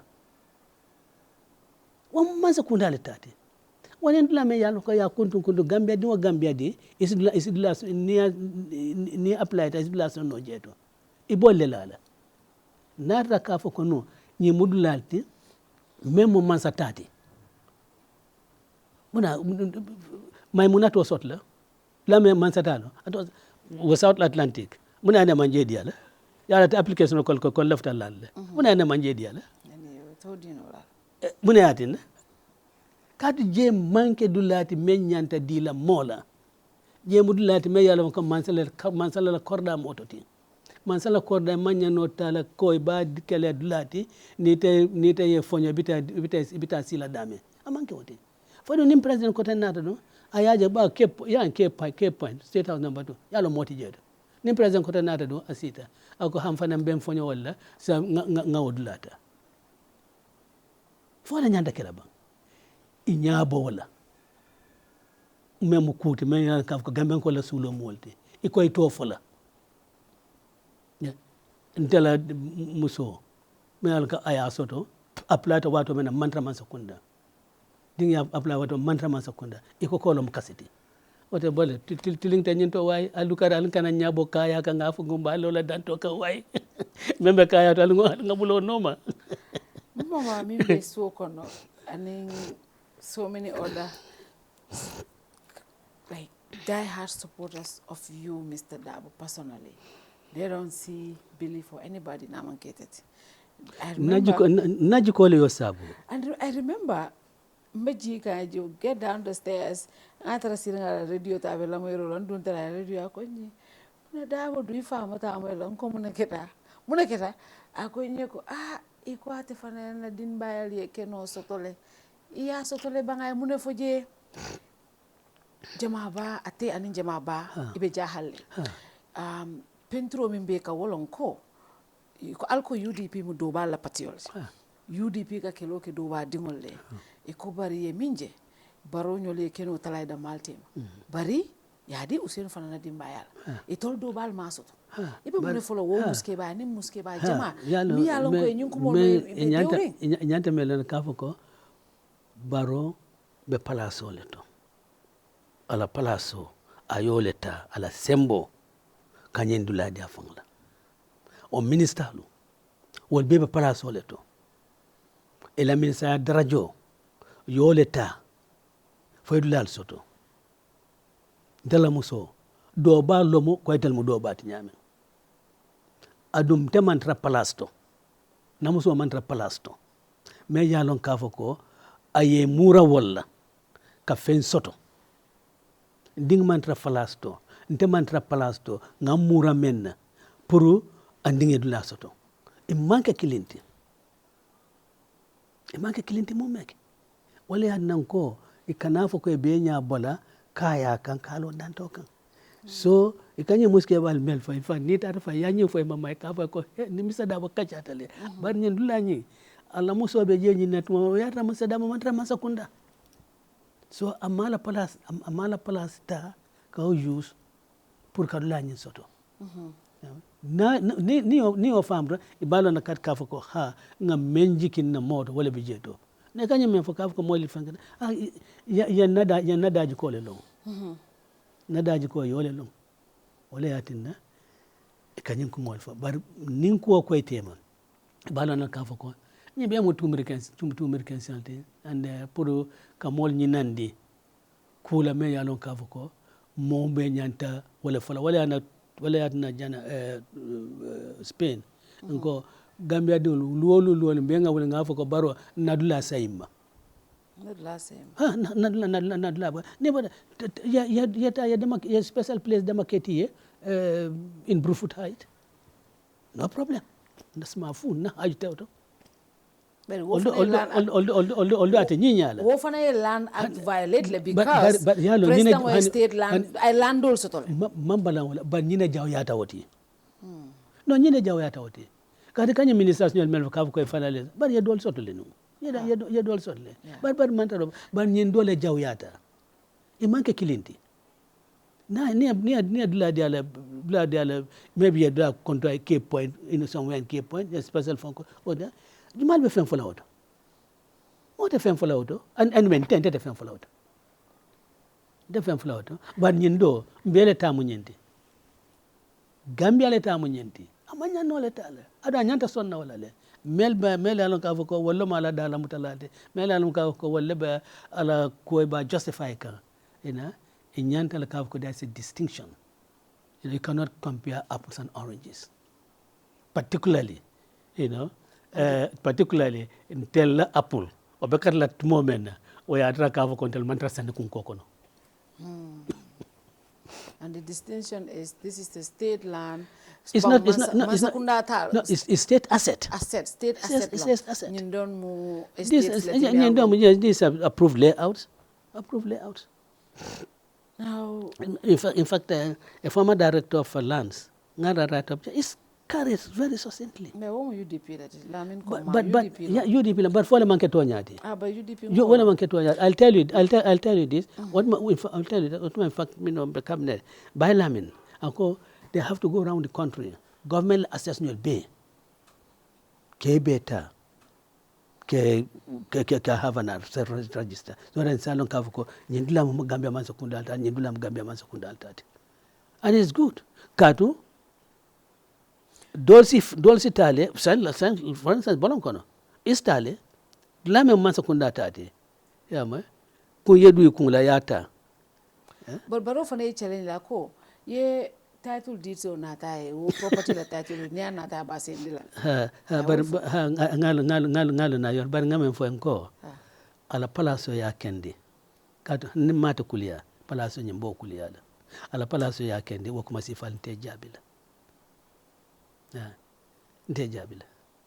kada bu ina no dindin kuma no so nte jabila ala palaso be nyame ngaku koten ne jab kuma sifa koten ne ngole yillama dina kavuko ay tatul di do natinye bar ngamale Ibrahima di bakay ko dung ibeda men do tatul di do bo jole ba ngamale Ibrahima di boyo fay so bar bantata actually I won't manya no jabla. I'm talking about Ibrahima Diba and others. Barrow also went further during that meeting. I come all from Alongo. I could say majority of Gambians condemned it, including myself. Kabire, that statement Moe Barrow mean for in Brekama. What was your first reaction when statement Juma? Ko I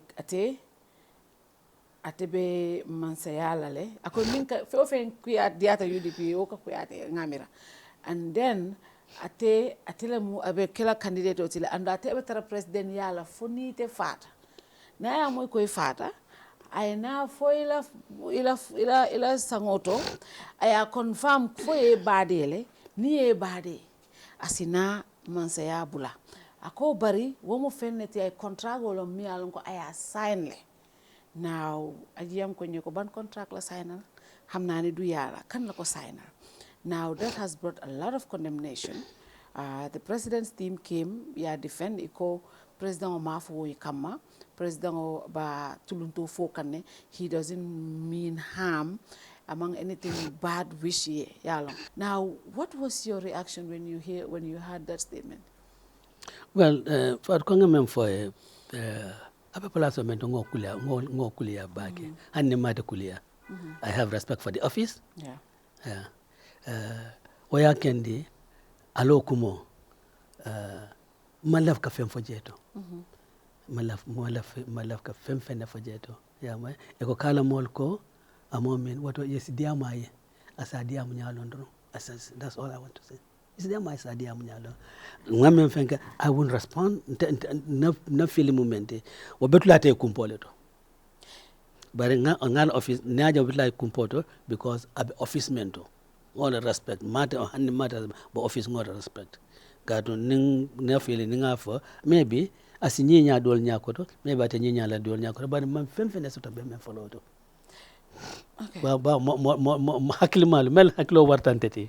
Ya wal diamuta wonyandante wasla. Kam te telo ntolo constitution o design ko. Hani Duwate la balu wala so ka duwate la balu wala fa sila bina jahalo bina warla de katu ni te balu te continue ka balu ko kay wala baro le bijandoro so ni te di janne baro be da ta kam to ko bi you are more like our constitution ila sima ya ba anun tol ko le duwa ala me la jan inshallah adal me ala bokelele uta kam to ko butu itelo na constitution nali ake nali amutawanya bar ngam fo hakli malo hakli mal diamutale atala karola ani moko tan la karola wali bele yel hakli ma yakum wal fajeta but ila mol fana yakuma kandibale fayna somebody like Ibrahim Diba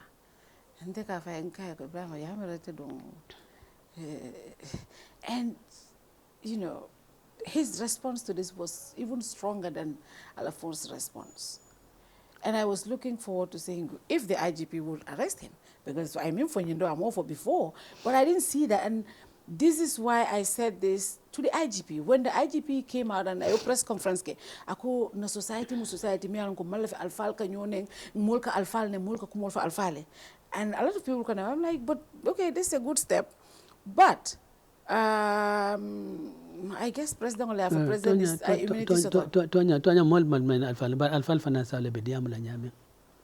Alfal finance le bediam la nyame. Ibrahim Diabiro fanema la candidate domande. Nko IGM fo ako mol kana fem alfal kana alfal ning. Alfal finance le be mem fola. Ni alfa ka haklotu a fokanto tinding tanya dunnala ka kuma fama.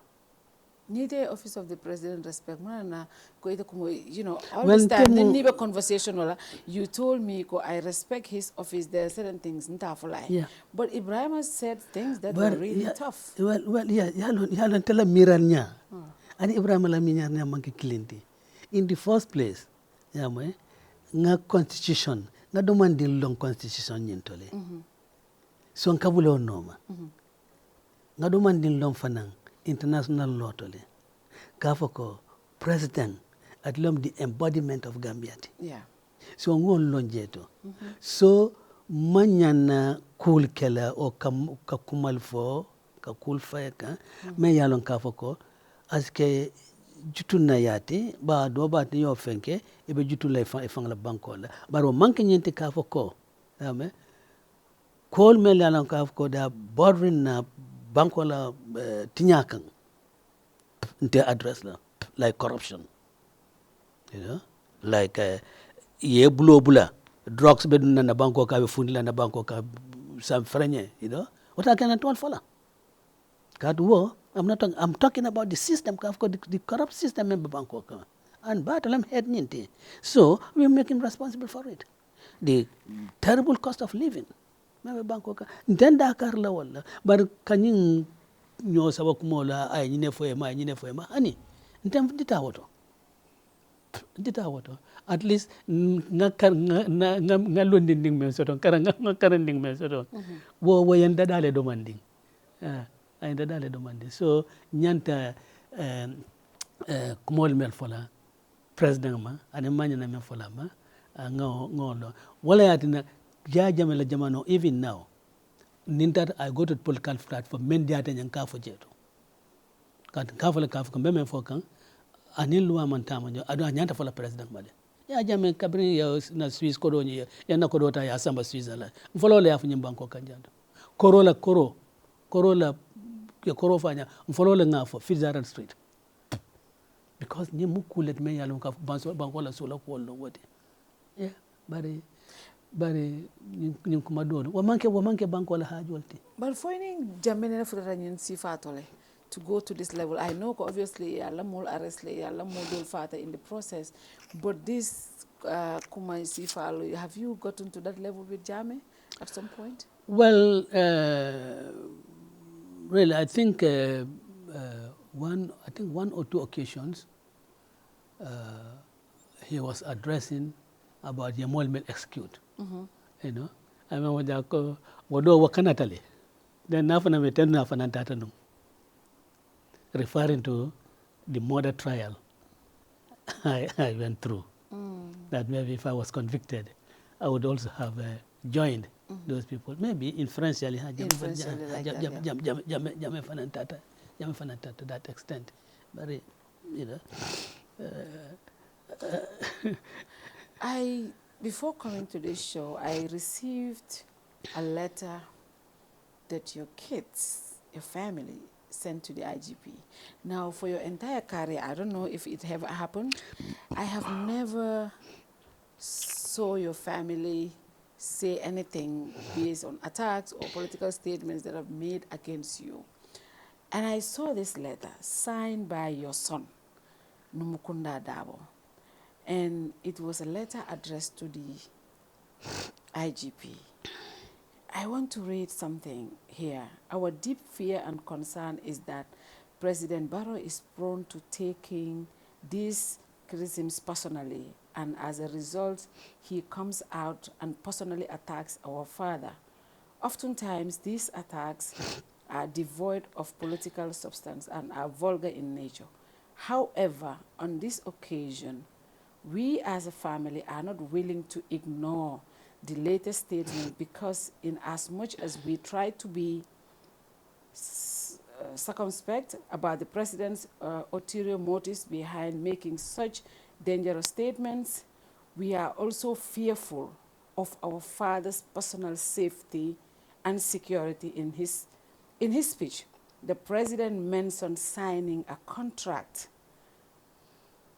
We are deeply concerned as to what this contract entails and when and if it will be executed. For the first time, I've seen them. Yes. Yeah, because the thing is that ngamen kata wala na dimbayalo ngaka leki kulu ko ni political foray mo kana dabla jeto. And I have also made them to understand Kafoko, and that for that was particular Jame era. Kafoko look, Nalsita Sirine, Bessi Mankang, Yama, Moli and Nadron, Ye Dunkang, Yen Chikalkoto, Yan Samba. So you should be prepared for all those things. So they have prepared themselves for that. Because dispensation of Benyame Watwato and in sign among Kilin Bao, Bele Denta, wa Jamano, Kala Tilo Jindi, Katil Kote Wulina. What Lomen Wultanang, Manjinji Kafoko, Moses Silang, and a personal safety. Well, I think for me really, equal statement, for me, I have always believed Africa, never political, particular opposition, you are exposing yourself to all sorts of risks. But as a father, so, no, as a father. As also, but this certainly, Kabria Fenke, you look kabang, and then you later they shared it with me, when I was in Spain, they shared it with me. And I, quite frankly, it didn't knock me down, but it made me really think. For Numukunda in particular. Numukunda in particular. Yes. For Numukunda in particular. To really append his signature to this sort of thing. It touched me a lot. Yeah. But what can you expect? What can you expect? Dinglu. They would be concerned about Iwulula. If this was addressed to my son or to any of my children, I would also be concerned. Bang benga nyilo na kafu ko mansa la fero siata. Mansa ala fero siata adung asembo warta fana. Asimelke no.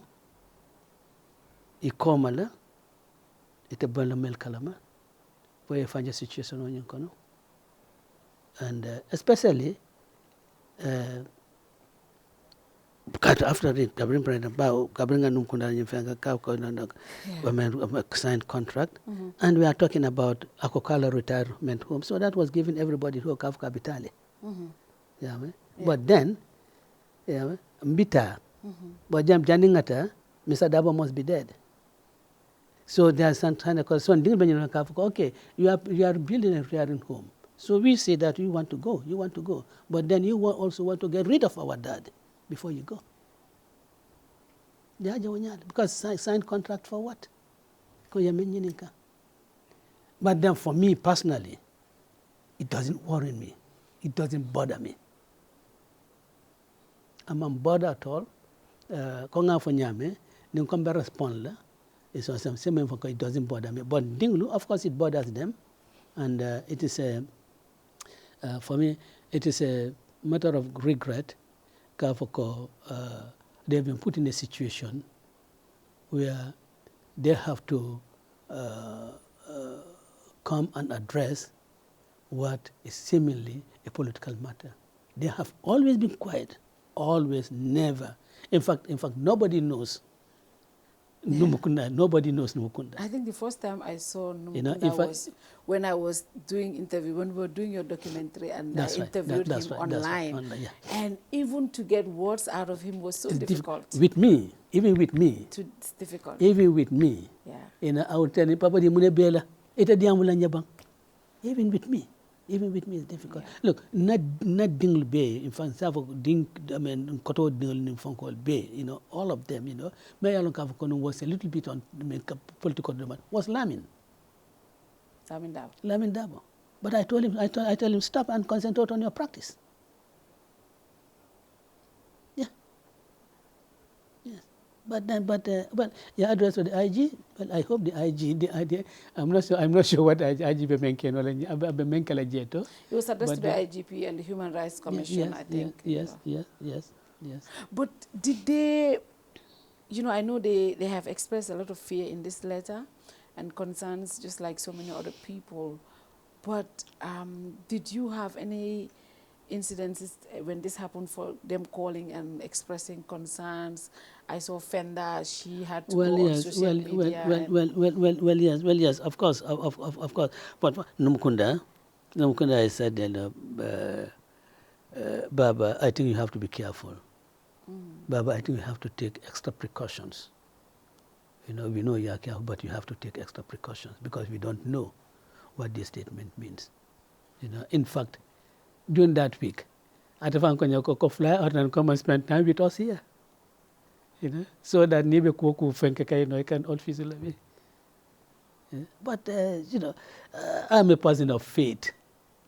And I think there are also persons of faith. But then I didn't expect anything would happen that will draw my children into this political foray. Has this comment changed their view on your future in this political career? Oh yeah, they say, but we are with you. Whatever you decide, we stand by you and will support you in whatever way we can. Yeah. To your many children, in the political arena, your diverse children and supporters who are all scared. I mean, a lot of people you see, what contract?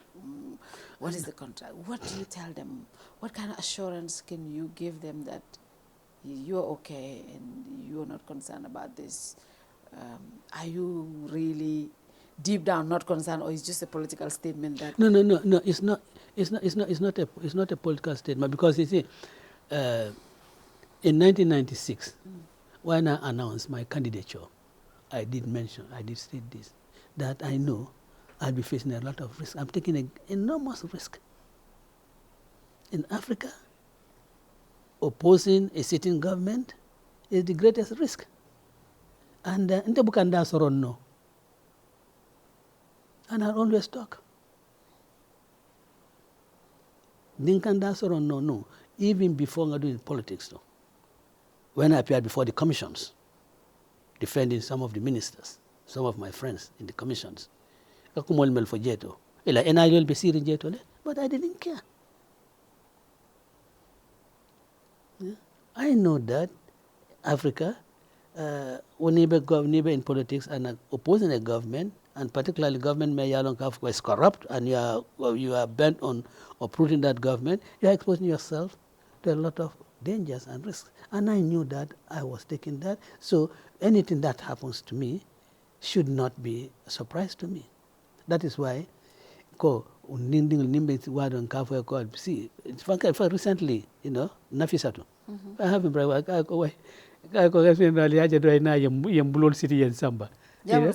this situation, in this day and age, you think that can happen? Well, it might. Actually, I heard the audio couldn't go from somewhere. No.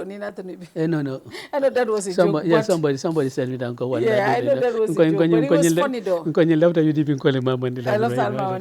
But do you believe that is possible in this government to arrest you? Do you think that is possible?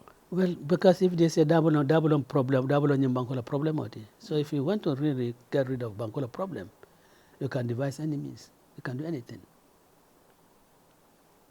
Nico, UDP threatening Bangkok. When you say UDP, you are talking about Darboe.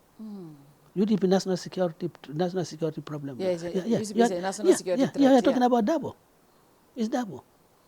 You are not talking about the party as an organization. You are talking about me. So, but then, come on, do whatever you want to do. Yeah, whatever you want to do. But one thing I certainly, with all the affairs in Lasilang Bay, I pray that Kafoko ite bayo yala because of my political activities. I pray to God about that. Ala kana mfanya wala luna. Kani fata jawala luna njawa safu ngana ulofa.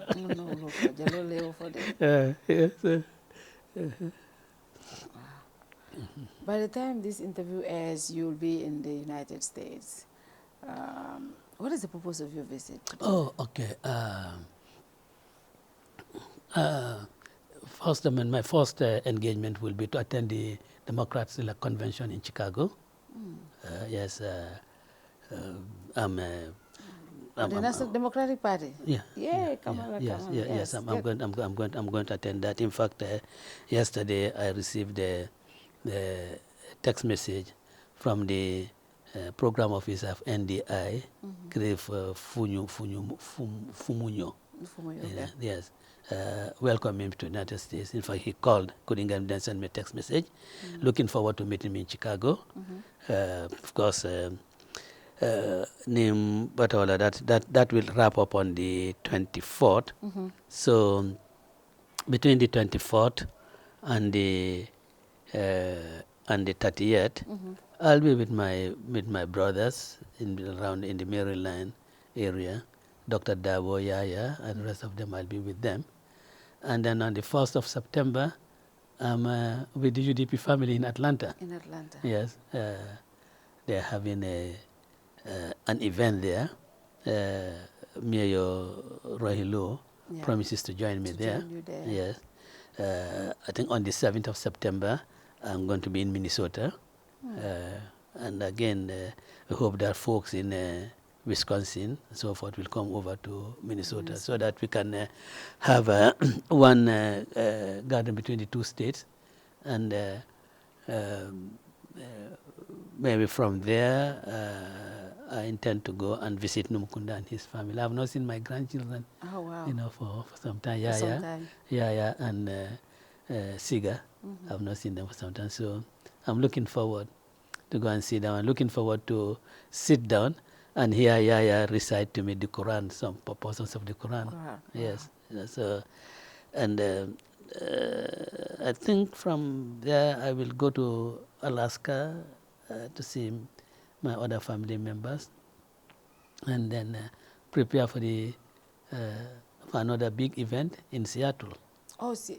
Yeah. When is you have an event in Seattle? Yeah, 30th. Of this month? No, of September. Oh, wow. 30th of September. Okay. You know, maybe Mayor Rohilo will be with me there, and Mayor Talib Bensouda, and I think Yankuba. I think they're all going to be.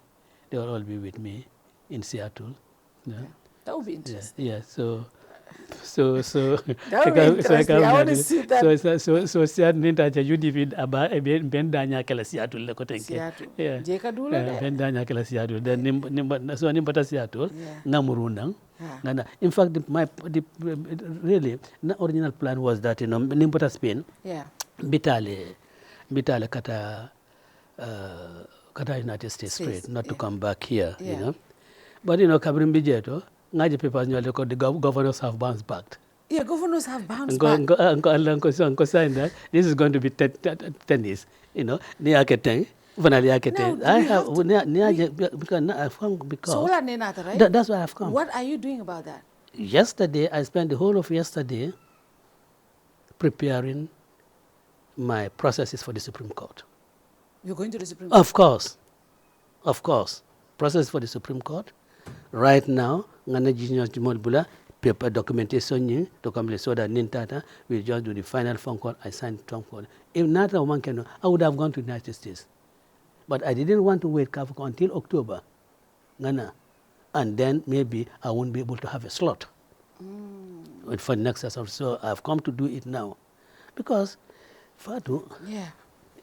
until miroto, until haklinta ya mirolo mnyentede. Iko redeployment. Yeah. Redeployment mumunati transfer lo mote. Wala posting. The civil service, President has not got anything to do with the civil service. Their postings and their transfers. Is the Service Commission? It is the Public Service Commission. Constitutional yole lua di wole. Kanyil bond as deputy governors, as governors, to deputy permanent secretaries. That's a promotion. Yeah. It's not within the remit of the president to promote anybody in the civil service. But that is a matter for the Public Service Commission. And that is constitutionally we take it to the Supreme Court.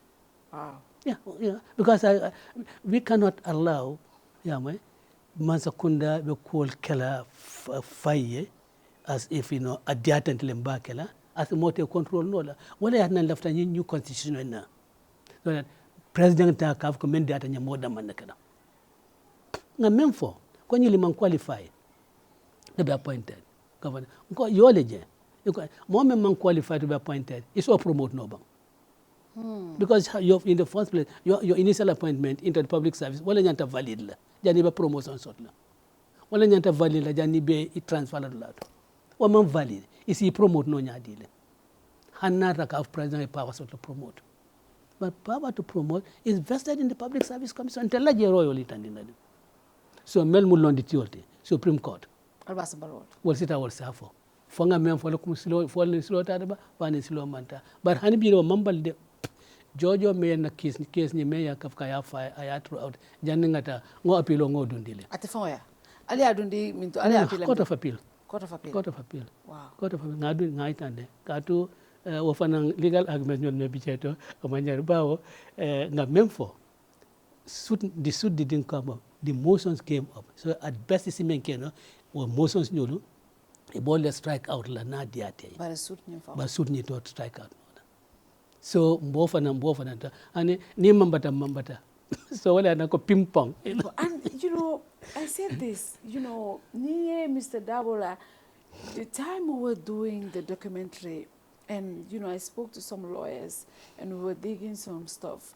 Somebody told me, if you look at Gambia constitutional to Gambia jurisprudence jube ye kol minu takimi alonko bi wolketa loyalty warang nita courts today was always reference to that abukasata. And some people say, and I've said this, if you don't have the numbers at the National Assembly, you can go to the court and challenge these things and have interpretations that woka ke reference to bankola lua bankoto.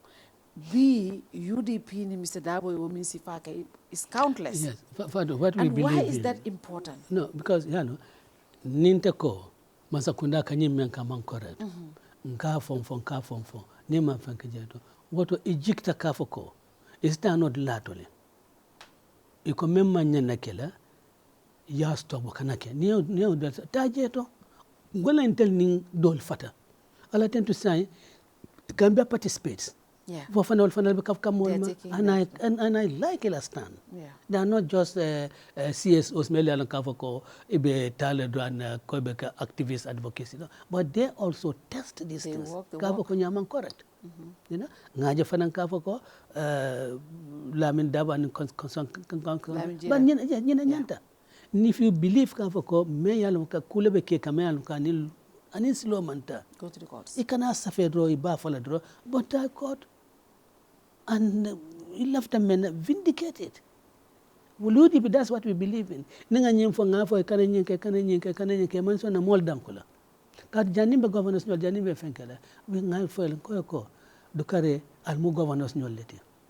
Al tiling al marlola ali ada multikoto. Kat almu civil servant leti. Nge one, nge fanka iman danko go sai. Woto hello member appointment nga fenke ni tenkunta dre bela normal do ko kila civil servants like PS finance bala menke kan wala director of water resource bala menke kan is PS civil servant ko ka who cares kambian ko jama mukalaf mo nyo batalla but B you know iko baro menke ay loi le bunya so forth and so on yaje ka ko hello bela fanko they admit Kafuka man correct. Na man correct. It is so no laba yesi itenku. But it called promotion. Moment na appointment oil Kafuko a man valid. Ibo promote no la nyadile. Ibo transfer no la nyadile. Appointment o man correct. Vice versa. And logic. You don't have to be a lawyer. Just logic. Demaro really melka yamari. Katuka ka embarrassle. It's an embarrassment. Kafoko at a long ko promotion no public service commission wala nyanto kela kamol transfer public service commission wala nyanto kela adu nyanta mole transfer la meya long kafoko appointment to initially is valid nyanta mole promotion meya long appointment is valid my friend nina aning advisor ning state law office look at nyanta ya advice wala it can embarrass, and sometimes I don't blame it. They are Melba Fenkela because, or maybe in fact, Adiata Ile, Kada Kava, until after you know, governor, and we are not saying that he shouldn't appoint governors. But governors are political positions, Fana. They are agree they are political positions, but lawyer men for a call, you take people from the ranks of the civil service. Not below director, not below the rank of a director. So it must be civil servants. They must be civil servants. Yeah, Nilam commissioners nyoltinu. They in fact they serve, and most of them serve in virtually all the provincial administrative areas, and then they come back to base, and then start climbing the ladder, and becoming permanent secretaries. Well, now we have one of the best civil services in this country. Tom Sengornyolo, Francis Boj, Malcolm Clark. All these people will be Kumanda Yakele, John Dow, you know, TGG Sengor, be Kumanda Yakele, Salif Cham. Yeah? They were all commissioners. You know, Suleiman Masani Sise, be Commissioner Yakele. And then they came back. Hani, the former SG, Tamsir Mbai, he was assistant commissioner. Ndoke, Bala was assistant commissioner in Basse at the time I went there for a case. You know, they were one of the civil servants, you know, and they groomed them up. So Bala came. Nana, I was in the Minister of Local Government. You know, Nyunku Wale Abodi from the civil service. Not he was a career civil servant. So they were trained to act like civil servants, to behave like civil servants and not politicians. Imamira Nyim will fire back on you guys because what we have seen most of the time is political leaders compensating their people. No, you can do the compensation without really tampering with the civil service structure. But it's other time. They more compensated. They never tampered with the civil service structure. You are more in the boards without really interfering with the civil service structure. And because the civil service is an institution and a neutrality should be maintained so that they serve any government that comes in, any political party that comes in, they serve that government. Ikaja neja kavoko secretaries to cabinet can change because there's a change of government. These are they are not working. They are not working. They are not working for any political party. They are working for the country. So they should I do not believe Kavoko, if UDP comes in today as government, Mrs. Toure Nyantabola as Secretary General. No, because she should operate as a civil servant. For Natrade, among some behave as a civil servant. I put on a political cap. Then of course we say, no, you are not fit for purpose. But once you maintain your civil service neutrality, why should you be removed from office because there is a change in the presidency or there is a change of government? It shouldn't happen. In fact, civil service, it will not be efficient because there will be no proper direction. Each time there are changes there, someone comes with an idea. And that will affect the efficiency of the civil service. And this brings me to this question about the vetting bill. The vetting bill, I've seen a lot of publications, especially from Madi Jobat, and I don't see a lot of politicians talking about this. The vetting bill, you call it purka more vet, loyalty can check. No, I think that is wrong. No, that is wrong. That is a political weapon. And the president said this one time on one show. That is a political weapon. And B, we see this vetting bill, and nobody's talking about it. No, I don't want to say anything about it. Let it be sent out by the president, and then we see. Not in the civil service. What role are you now giving the Public Service Commission? What role will you be assigned to the Public Service Commission with dealing with public servants? It's a politician. No, I question your loyalty. Who are you to question my loyalty? My loyalty to who? And if the constitution, that is even in contravention to the civil service, because the civil service civil service operators political affiliations but now if you are telling the independent oppositional, now this lens can be used to vet people, and you know what that means. Anyway, but I think it's a bad bill. It's a bad bill. In fact, it's intended to undermine the Public Service Commission. Public Service Commission responsibility table. Who are you to investigate my loyalty to who? You are not a better Gambian than me, and you cannot force me to be loyal to UDP. You cannot force me to be loyal to NPP. My position in the civil service cannot be dependent on my loyalty to UDP or my loyalty to DOI or my loyalty to NPP. Cannot be. And you see, these are the little things that pile up, and it creates a very, very bad image of the government. And they think no, they're destroying themselves. It's building a very, very bad image of the government. Transition will start with a UDP government. And when is that? 2026. But by the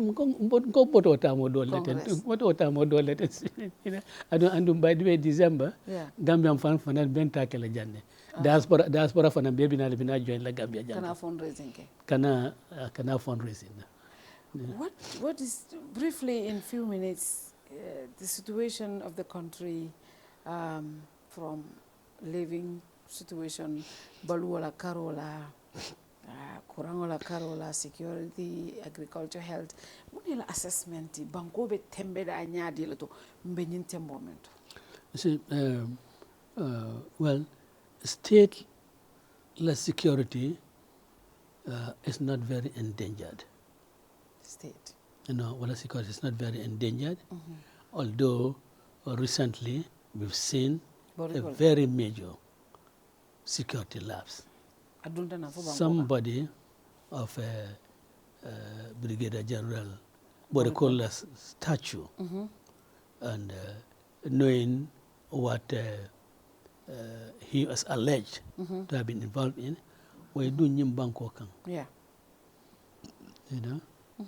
It should be of concern. Yeah. So it is possible, other dissidents, have got into the country, probably even armed, and probably even having meetings.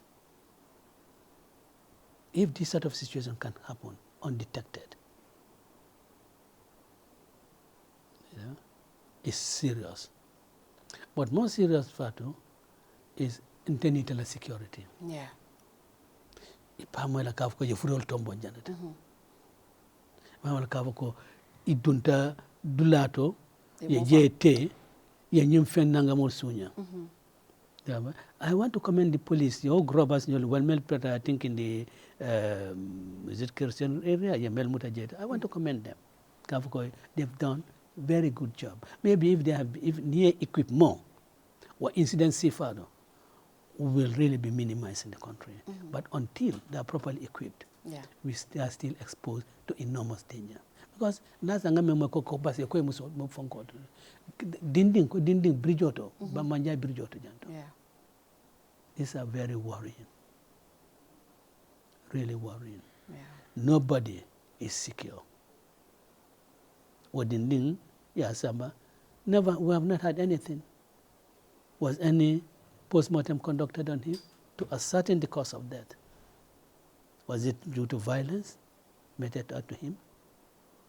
If so, you want to trace to the causes of that violence. And in Jumale Bulatanyola. You want to do that?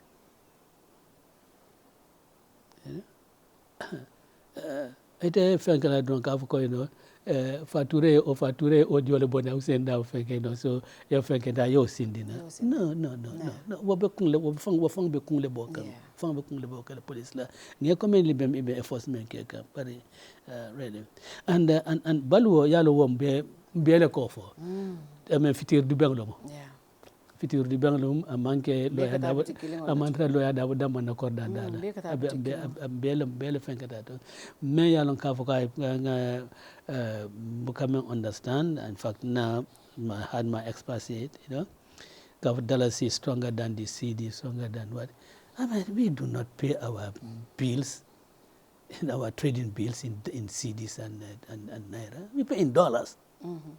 So if the dollar is appreciating as against the dollar, yes, then we can say and yes. And the safer, then we can say yes. But every day is depreciating against these currencies. These currencies, yeah. So I don't welcome about work kolende.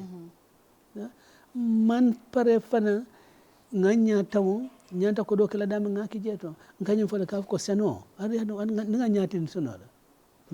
In the next 5 years, seriously, ma for the conquerable completely, but na importation of rice botalala bakela adun kana na seno kana famba tukula mano damankan nga nyosene ni nyo façon fo tuba nyolomba fo sa nyolomba fo suno lomba fo baso lomba fo kinto lomba nge fenke nganna futol do mo nganna nyeleng do mo ngana be kan han fanka diabetes na fa ba siarin fa ni school ko minna nyima ni do mo bado so al ngol fa jama sen kan ngo beke isnaje na buntul kono si fandino do mo rola so mano da ku yata India bang ada man ku ya India bang nta lonna ban nganyatli walla an nganyatli khane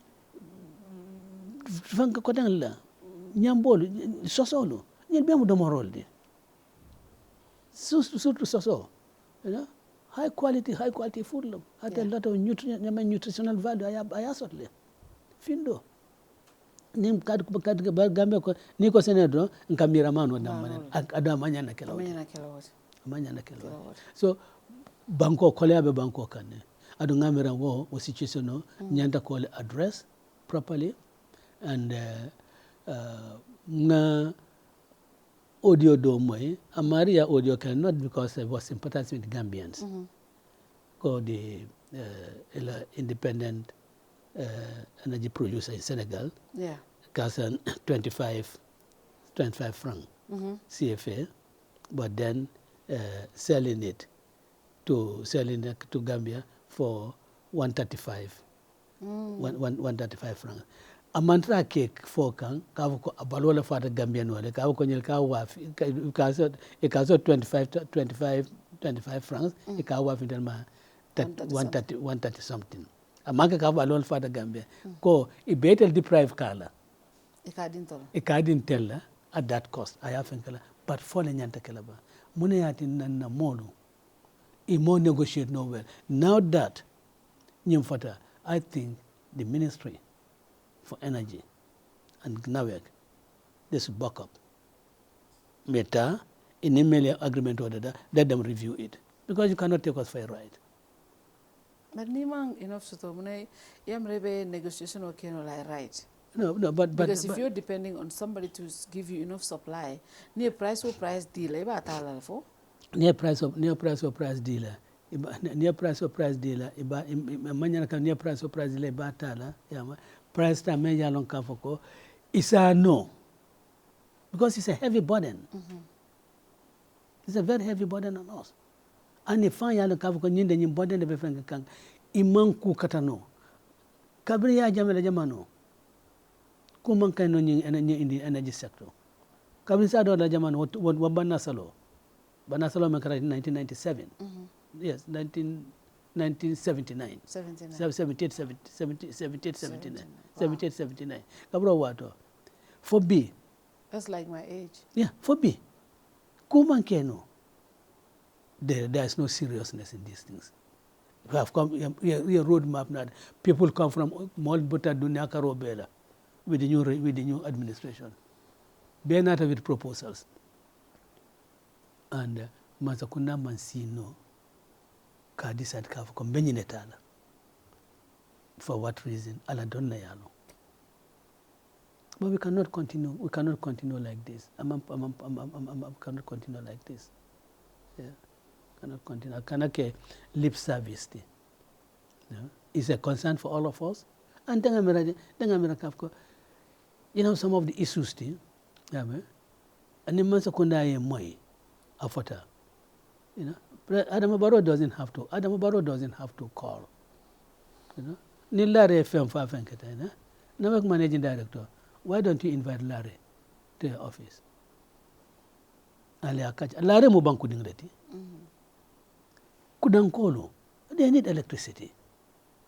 Members on yandi, Larry bela flower. So he'll give an alikacha, adan yosakilla. Bansa, we need electricity yet. So president doesn't have to call you. By the time I come for you'll criticize.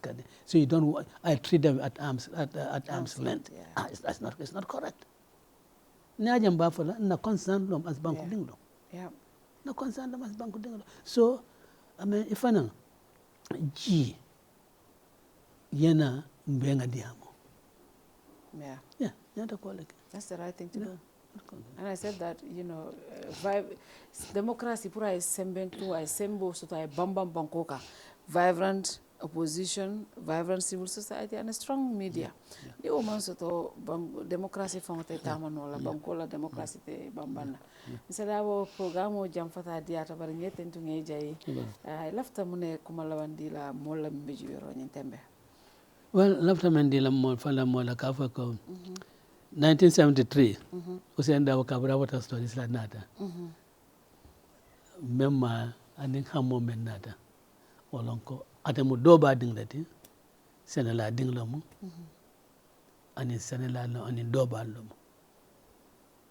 Kunung wala mun namiroti. B wala mun na miro to be ala dan la kaf ko hani sinin way continue ka ken na miro way ken na long kante laftale kaja ko nyim banko corruption ita bain ita a wipe on the complete it's not possible but asitala so that mall connect to do business janto asisono ya no some of the things what we don't come moy nkaf ko but is that possible in our Gambia muna yadna be some of the businesses are folding up and going away. It's happening. Muna yadna be near mirror maybe some Puritans nyolo sa ko bar muslim ding ma be mem fola la mem boko julbru muna yadna soronta din mo jolle be do ko la woto a lot of young people wal mel be do ko loto wal be ka tax le jotu masakunda and apart from melan kafko directly employed melan kafko da indirectly employed and company fon ka tax minjo you know wal be you be cut off I mean mo manke miral betati way ni long kuti masakunda nyanta nyatli lebe maybe I'm so be mel yake yebulo podi irregretana but e babon la nyaadile I hope malon jumale je soto but I hope kafka si fenki jeto membe kala industry mes employment ken akanake stores nyolti pour mole na ya luwase I hope amari kanake oti I don't know who but I yake dlat molian kafko is small employee no jeto hanna manke on the same level as Julbru but at least it will be about 50% of Julbula workforce men young bijeto for young sitra jeto but ni have ke stores nyolti ya luase you are not employing anybody so lafta gambe ko le nyilo ka ko la kunu Ousainu Darboe wodon bi Ousainu Darboe ti adon be dwala fana ay kesini Ousainu Darboe ti kana ko soto me yalla ka ko ba baba fana like Binsin mala binza baba fana o siboya baba fana I don't know what to follow they all no oh you don't know you don't hani mokliya maitulu hani mokliya masante ka we can talk about this behind na for do ko fe for santo fatu ni sita fatu fe oh yes only because sometimes ka mama ya and then they say let's obe ofonye bari mo ne bukola fa ngafo santo nin tol ngafo e kanale ham ko en ko dano wali bongo jindi tol ba fola maybe ka ko non telle mama marinti delle sa mama ya bar fatu de tamam ka mama marin eta mam ka mama eta ma dignity eta ma maybe call it but thank you very much for giving me this opportunity and baraka we hope that nyendekela na la bangte inshallah nyendekela la bangte inshallah no beduale fana yeta nyato eta kaira kono America ina kaira kono ni natan se kacha you know experience especially at the Congress the Democratic Congress Mimekela in Chicago and then from there obviously the engagement with the various Gambians in the diaspora and then obviously Ninata will have a conversation around that. Nita tenda mo kontanya patapi. Pata ba mo. Biso manda juno la audio blanye. Kaya ko ite dum foi ka sibola ninta kanira pati leader invite ba. Ayon ko la ka nyine ka fendole. Kaya foi te ka sibonda le ba. But yeah nita ya fa nan kontanya back to back. Yeah. Thank you very much Mr. Darboe and thank you for always honoring our invitation. Until we come your way again next week with another person. Good night to you all. Bye.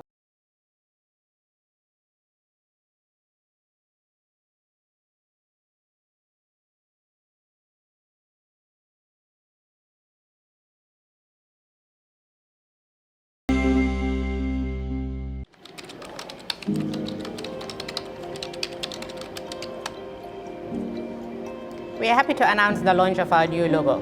We have evolved since our incorporation in 1997, and it is time to refresh our new look to reflect who we are today. Before I reveal our new look, however, walk with me while I take you through our journey of the last 25 years. Trust Bank was incorporated on July 3rd, 1997, and began operations on October 1st, 1997. Following the collapse of the parent company of its predecessor, Meridian, the CBG stepped in and recapitalized the bank and held the shares in trust, thus the name Trust Bank. In 1999, the first investors who responded to the IPO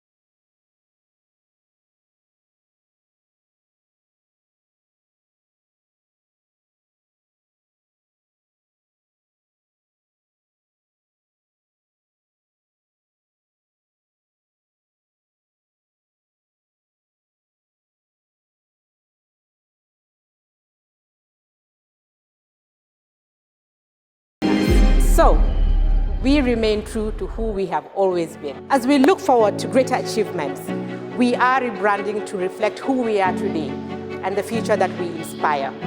Our new logo has been designed to visually demonstrate our Gambian heritage and the sophisticated nature of the bank. We are moving away from the navy and gold-colored parallelogram-shaped logo to our baobab tree with a rising sun in the background. The striking outline of a baobab tree at sunrise is a familiar sight to anyone who has spent time in the Gambia. Our new logo and visual identity are inspired by our core values and spirit of being a pioneer in providing a unique banking experience. It is a completely new look that better matches the transformation we have made as a company.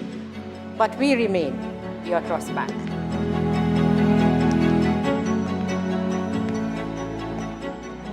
Ladies and gentlemen, it is my singular honor to present to you our new logo and corporate identity.